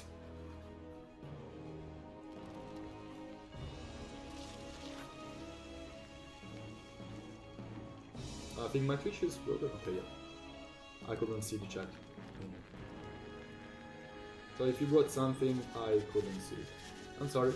Anyway, Damrud pushing forward, trying to break down those rocks, while Togon just being content with denying some creep tumors. Damrud, of course, behind this push already has his switch in mind. Spire is on the way, and a lot of paintings are trying to get some good connections, but not eventually get anything that they wanted to get. The Hydras are trying to dive on top of the planetary, but they will not be able to kill down the planetary. Damrud taking quite an unfavorable engagement over here, but his idea is clear. He wants to switch to something different, while at the same time this Medivac steaming forward to some other base locations, but Damrud just being dropped this 5th base over here. Damrud actually chasing down the Medivac with his Hydras, while Togon finishing +2/+2 right now. Damrud almost finishing his +2/+2 as well. Adrenal Glands on the way, and he's an Ultra's Cavern, the tech of choice for Damrud to actually survive the next few minutes with a big army supply disadvantage. A lot of banelings on the way as well. As soon as it's +2/+2, it's gonna be over. Those banelings are gonna pack a punch against the Bi army of Togon that is slowly moving some units forward just to get a glimpse of what's going on, or maybe it was just a mistake. One baneling gets a lot of damage done, but right here, right now, Togon's army basically gets shooed away back into this spot where only Hydra still can fight. And Damrud forced to back away a little bit, leaves two Hydras behind to take one for the team, while Togon, with extremely strong push, is gonna get denied just by a lot of banelings. And right now, Togon losing also to Medivacs, but it's gonna be worth, because he's establishing himself to push into this location, and it's gonna be 6 tanks sieged in a pretty good spot. And right now, banelings are everything that is going on for Damrud. These Ultras are not out yet. Those are Adrenal Glands. Actually, Adrenal Glands is not over yet. But those links with +2/+2, of course, have really strong DPS. And right now, Damrud looks like he's able to push his opponent back once more. And as soon as these Ultras are gonna be out, Damrud is gonna be able to survive some more while still being on 80 workers. +3/+3 melee and Carapace on the way. Ultra's speed, actually this is Kidino's plating, and then Ultra's speed is on the way for Damrud as well, and his first Ultras are on the map. One over here. Where is the others? The other two are over here. And right now, Tokon cannot break his opponent. Is Overlord still alive? Like the first Overlord and the second Overlord are still alive? This is crazy. Liberator's range on the way for Tokon as well, that is switching from tanks into Liberators, while he's also building his Ghost Academy to start setting up some nukes and getting some more damage on the economy of Damrud, that right now finds himself quite an easy place to push the Terran army, losing way too many tanks, losing way too many bio units, and Damrud suddenly jumps forward in army supplies and closing those units back into the spot. Tokon has to put all these units inside the Medivacs and fly away. But right now Damrud playing a dangerous game, trying to engage up into the spot. There is not a lot of stuff for Tokon, but this is a pretty easy to defend location. The two Ultras on the ramp actually fall. Right now it's only Ultras on the planetary, and it's only Hydras fighting the army of Tokon. Of course, Damrud still with a pretty big army supply lead, and Adrenal Glands links are gonna eventually put this planetary fortress down. Right now the Hydras are getting pushed back once more. There is one more base going on for Tokon, but a lot of SCVs have fallen in this push. I think it's 20 actually SCVs have fallen in this push, and Damrud still has the tech, still has +3 almost done, and now he has Ultra Speed, 2 more Ultras on the way, and Damrud still establishing itself in quite a convincing spot, forcing Tokon to rebuild a command center over here, and still having map control, while not actually getting to his super late game units like Infestus and Brute-Lords. Still, his Ultra play looking pretty sweet, while getting another base going on for him. Those Liberators setting up a final push for Tokon that is kinda desperate of doing damage after not being able to deny an archery since the beginning of the game. This one is gonna get denied. Damrud actually tries to push on top of these Liberators, and it actually pays off. 2 Liberators getting cleared off. Tokon tries to go for a base trade, moving these Medivacs just behind the army of Damrud. But right now, the army of Damrud is killing the most mining base that Tokon had. Those 2 Ultras falling down the shots of these many Liberators, while at the same time, in the main, Tokon dealing some damage. Those Hydras are eventually going to buy some time for the main army to get into place, for some more queens, and eventually Tokon has to back away without having dealt that much damage. Okay, Damrud army is mainly made of Hydras right now. Not exactly what you want to have against these many Liberators, but it dies on top of them before anything can happen. But this is an incredibly bad engagement taken by Damrud, who just basically ejects himself out of his game after an horrendous engagement, after having dealt so much damage. Never fight under 10 Liberators. So Tokon gets another victory after a very shaky game that could have gone both ways for quite a long time as well. So game 3 is gonna be on Acropolis, and it's gonna be definitely something to watch, because Tokon is at match point right here, and Damrud has to win 3 in a row to climb back into this series. Talking about him spawning in the bottom right hand corner of Acropolis, 2 points behind in his best of 5 last series of Group C in Alpha X Apprentice. It is Damrud. Spawning instead in the top left-hand corner as the blue Terran. He is winning this series. He is from Poland, and those guys are talking Polish as well. He is Grumpy. He is Dokon.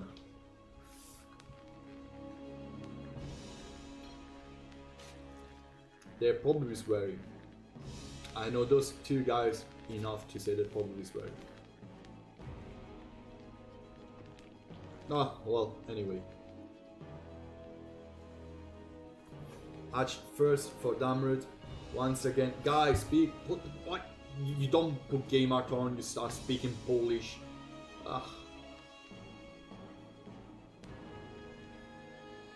No swearing yet? This was swearing. Come on. Just admit it. Stand up play once again for these two guys who haven't gone for anything too cheeky yet. Of course, Tokon went for a very strong Elbats and Marauders push in game 2, went for that Marine tank aggression in game 1, being rewarded for his mech control, for his aggression up until to this point. But still, Damrud proving himself to be quite good at defending in game 2, still being able to deflect everything up until to the point he took an incredibly bad engagement under those liberators, basically suiciding his army. After playing quite a strong game, probably not taking up to something other than ultras was his mistake, but anyway, he has proven himself to be quite able to take down his opponent, and we'll see what's gonna happen in this game 3 of this series. Reaper out, trying to get damage, trying to get scouting, and maybe some links. So this is the main.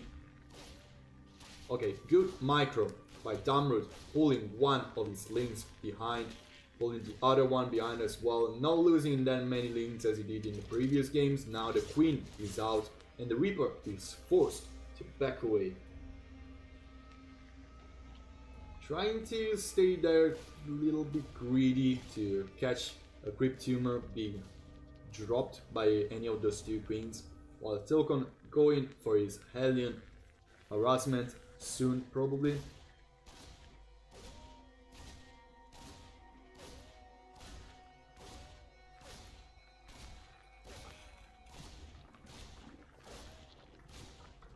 Sorry. Alright. Anyway. Okay, so Safety Marine being produced by Tokon. Actually, he already has one, so just to snipe an alert in case he wants to deny some scouting information. And this is gonna be the same 6 aliens and 2 liberators harassment we've seen in game 1 probably. Not enough damage being dealt on this archery to actually suggest Tokon for going into a very aggressive kind of push. 2 more aliens in production as game 1, 1 liberator as well to maybe kill those alerts, get some damage done on the mineral line.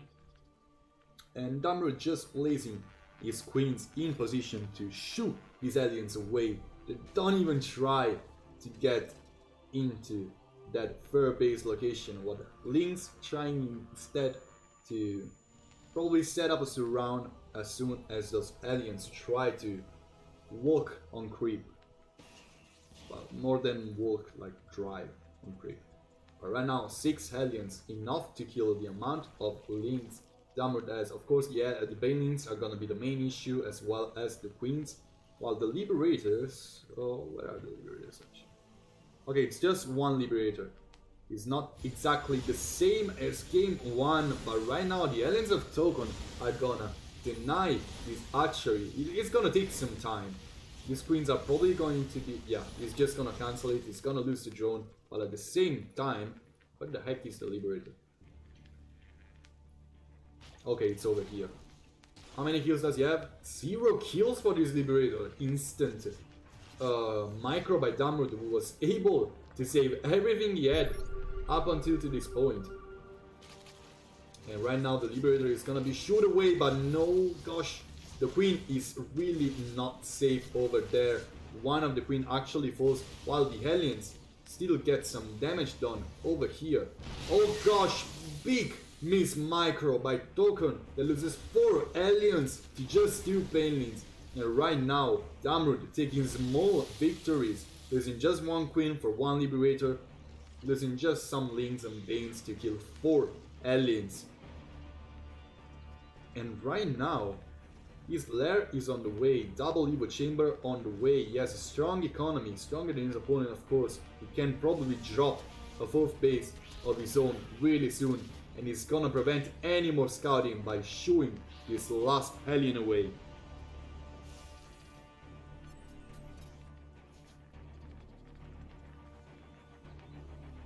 Bio play once again for Token, who's gonna safely get his 5 barracks out of 3 bases, while Damrud establishing his 4th archery and getting the workers he need to saturate his 3rd base and start saturating his 4th base.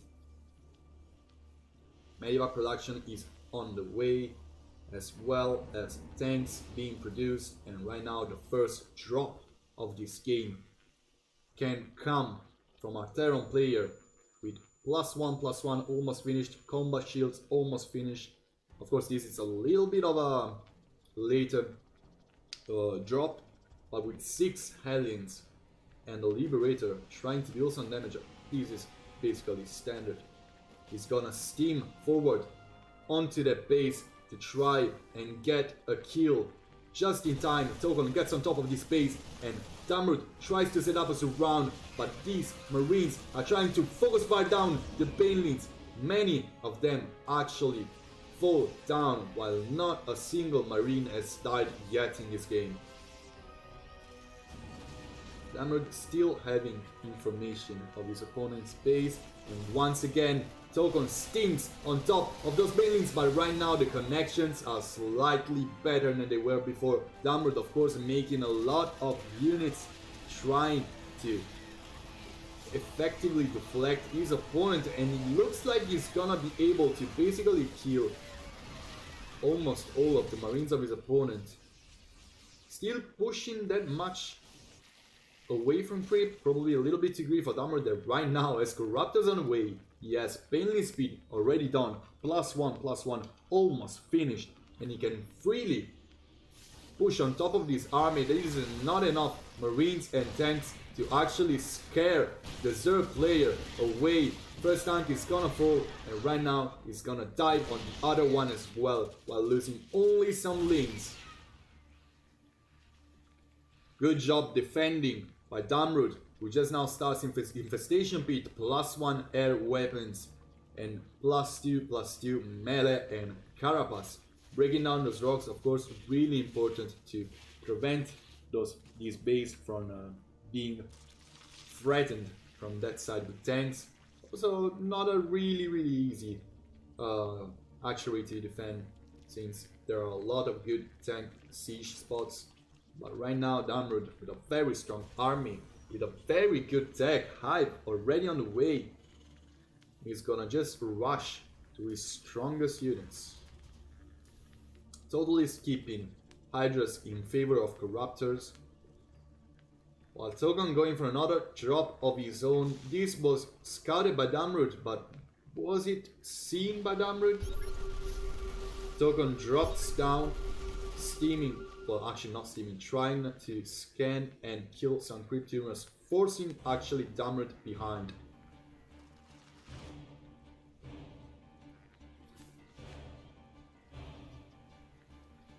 Damrud right now feels safe, pushing forward on creep. Those Corruptors try to get on top of the Medivacs, but Medivacs boosting away are quite fast units. 32 more Lings in production, 4 more Corruptors in production for Damrud, while Token only has 2 Liberators in production at the same time, while +2/+2 on the way, and the Ghost Economy. The push by Damrud cannot finish over here. This is not a great place for engagement for a Zerg out of creep.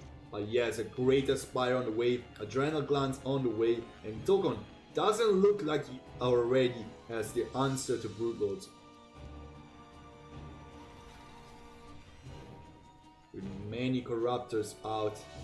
Liberators are gonna be history soon. Tokon tries to go for another push while keeping his 4th base safe and sound with Liberators being sieged up. Do those Liberators have range? I think they do.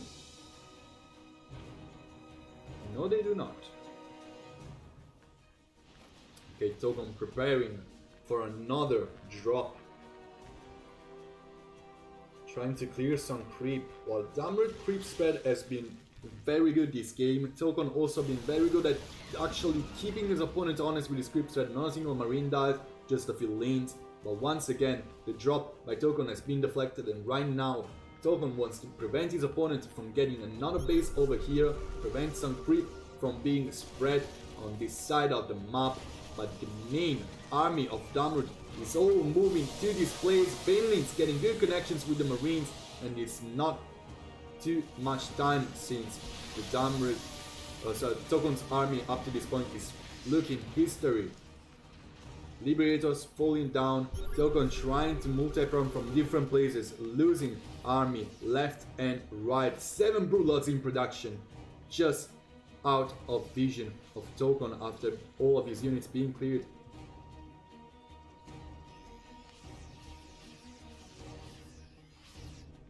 Tokon expanding to his 5th base location, trying to get his ghosts out, I fear. Actually, no, we would just would place this for +2 +3, I believe. Anyway, he has a lot of sieging units. He's starting to get some Cyclones out to counter the Broodlords. Right now, Cloak and the first nuke is on the way for Tokon. The army of Damrud is getting stronger by the minute though, with +3/+3 on the way. This army of Tokon has to be left behind with these many corruptors shocking through the map. And Broodlords enabling the Red Zerg to start his very first strong push of this series. Damrud deflecting everything Tokon put up against him into this game. Double scan by Tokon catches the blue Broodlords, the first Broodlords I have seen in this series, possibly in this tournament up to this point. And right now, it doesn't look like Tokon is prepared for this. Lings flooding everywhere, Corruptors getting on top of the Medivacs, while the Liberators are actually trying to snipe some of those brutes away. But the Banelings join the fray, and every single ground unit of Tokon seems like it gets cleared with just Medivacs, Liberators, and right now Damrud can get to this next mining base of Tokon or even into the production of his opponent. Tokon trying desperately to sneak 11 Marines and 3 Vikings at a time to stop the push of his opponent, but it looks like Damrud might have done it. He can push on top of the production. He has 12 more lanes in production. He has +3/+3 almost finished for melee and Carapace. He has air armor almost done. Those 3 Vikings are not gonna be enough against these many Corruptors. Not even upgraded. EMP on the way for absolutely no reason for Tokon, who's looking quite desperate to deal some damage to those Broodlords. Snipe going on, but these brutes are just not falling, and the Corruptors are all alive as well. Ghosts trying to hide behind this tank with their snipe in cooldown. 38 more lanes in production. Eventually, this Corruptor Broodlord's army is probably going to be cleared by Ghosts without an Overseer being over here. But, sorry, it wasn't a pun. I swear it wasn't a pun. 3 more Corruptors in production, 18 lanes, and right now it's just gonna be a constant flood of units. Ghosts can do much against these many lanes. Now that they're out of energy as well, it looks like lanes might be able to close the deal for a Red Zerg who's just swarming through the map. He's basically everywhere. He's getting the last Ghosts alive. Overseers are out, and right now probably Damrud will start some more Broodlords to end the game right here, right now. 67 workers to 56, and a pretty strong bank from Damrud, who's still making 34 more lanes, 13 Banelings, 2 more Corruptors, and has enough stuff to start remaking Brewlords.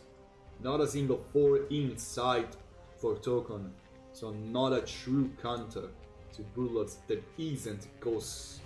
2 Brewlords in production. Of course, Damrud waiting for the minerals to actually start some more Corruptors and some more Brewlords. But right now, the only true strong mining base for Tokon is this one, while Damrud dies on the other pretty good mining base. Corruptors trying to get on top of everything. Of course, these Banelings are the real deal breaker for the red Zerg, and he's swarming everywhere. These brutes trying to get on top of the ghosts, and there is not a lot of stuff going on for Tokon, who actually sweared before the end of the game, because I know he sweared, and called the GG.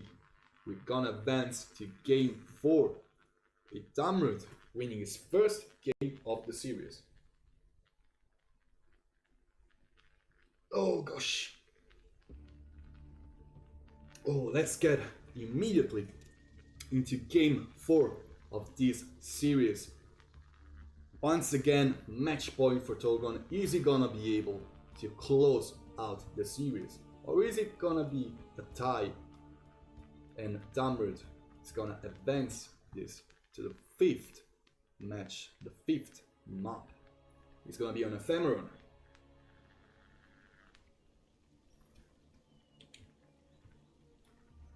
Spawning in the bottom right hand corner, just winning his first game of the series.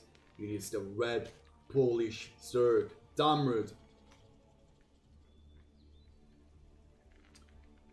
Spawning instead in the top left hand corner, not calling the GG in game 3 as he actually just stated in the chat. It is Tokon.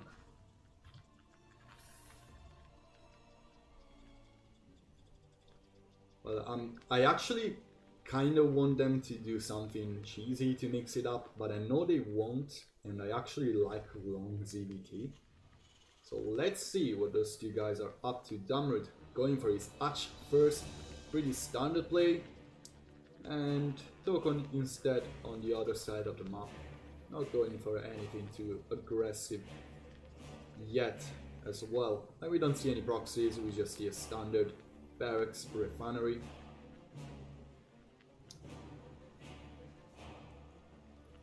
Damrud once again with a slightly different overload pathing to just catch if there's any proxies out on the map,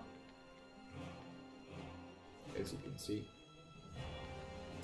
before actually getting just outside the third base of his opponent.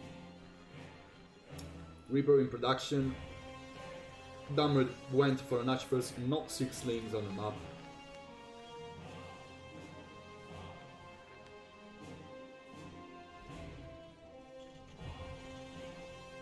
Tokon once again going in for a command center on the low ground without even having scouted his opponent's base. Metagame all over the place. And right now, this Reaper is gonna try and deal some damage on possibly one of the best Reaper maps we ever had with this gigantic cliff over here.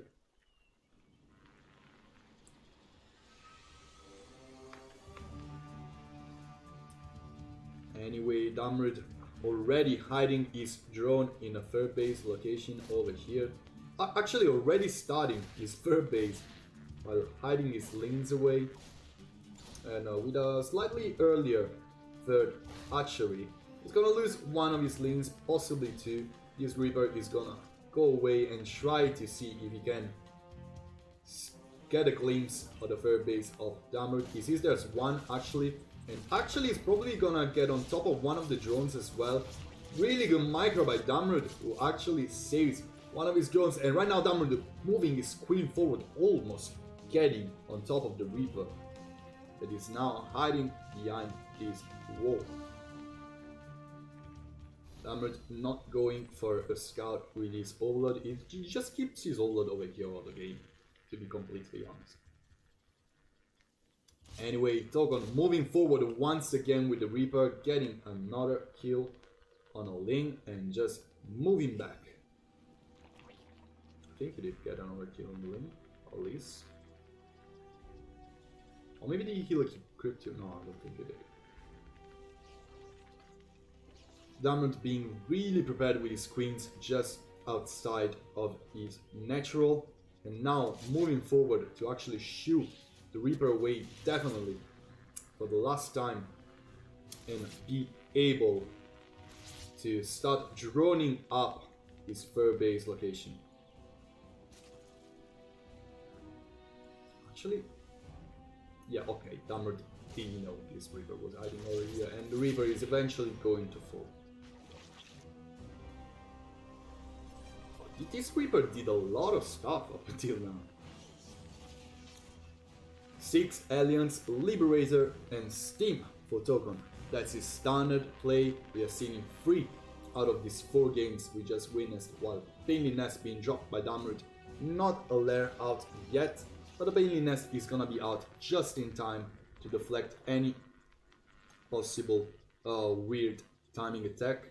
This is just gonna be 6 aliens trying to deal some harassment damage. These lanes are gonna be enough to keep his opponent honest, while queens actually are the bulk of the deflection army of Damrud into this scenario.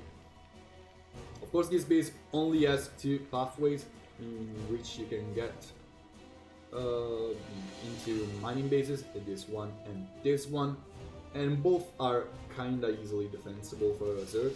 Right now, this Liberator though getting one of the queens, and I think, no, you didn't get a Liberator out, but getting one of the queens, of course, minor damage, not really a victory. A Liberator is pretty expensive, but these 6 aliens still out on the map, still doing stuff. Lair just started 6 more drones.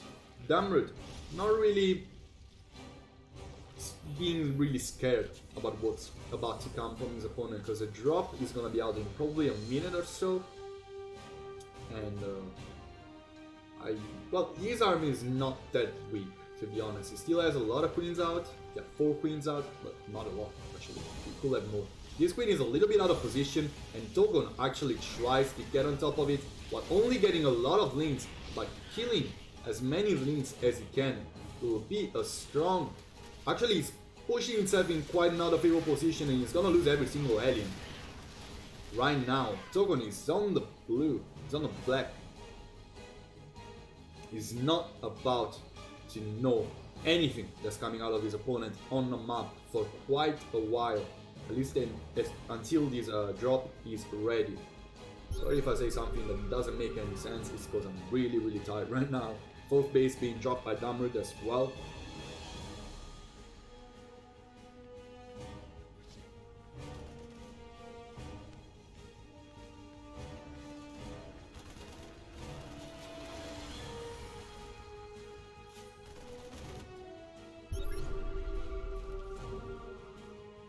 Damrud actually placing also a macro hatch in his main base, while Togon preparing for once again one of his strong pushes. Marines and tanks are about to come at the doorstep of Damrud. 9 lanes, 9 banelings in production. This time Damrud looks like he's about to take up a little bit faster. He's gonna have baneley speed finished just when probably those tanks are about to siege up at his doorstep, but defending this kind of push when there are those bridges in this very unique map is not gonna be easy at all for Damrud. And now one Marine trying to hack away at this 4th archery, while the main army of Damrud will move into this spot.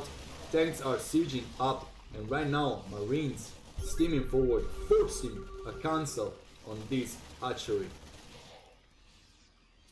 Damrud is gonna try to expand somewhere else, but on this map, getting a 4th base against Terran is not an easy task. Drilling mines is the tech choice of Togon, who also has 9 Marines in production at the same time, last year on the way, while also trying to go for a drop in this natural with those tanks just being, sorry, in this 4th base location with these tanks just being sieged. Right outside of the 4th base location, but Damrud with a very strong split of his units. He gets on top of the tanks. But Tokon, good micro on those medivacs, dropping back into the main, getting a queen, getting another queen as well. And right now he's probably gonna get some more links out to prepare himself for a way stronger push. Actually, really good micro by Tokon, who gets all of the links, and right now he's microing to get good trades also with those pain links. And right now the units lost up is immensely in favor of the blue Terran player. 82 links have fallen, 4 queens, 1 drone, 6 pain links just for 6 aliens, 1 liberators, 2 tanks and 19 marines.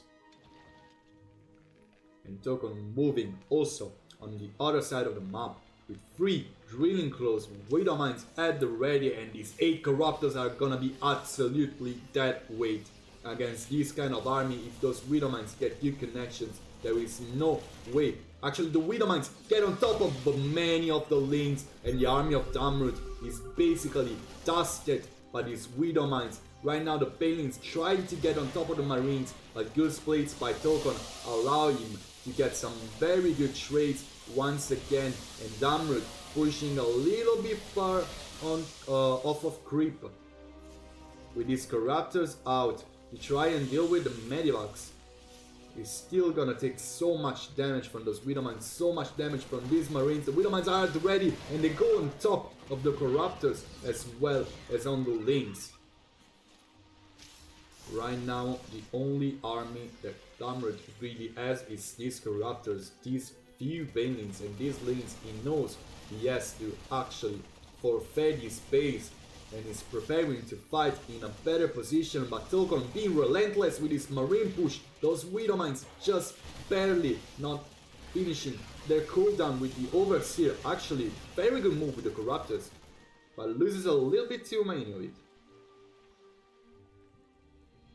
Trying to get some focus, some friendly fire on top of the marines. Once again, Tokon having his 4th base down, while Damrud is still desperately trying to get one in a map that is really, really hard to get a 4th base on.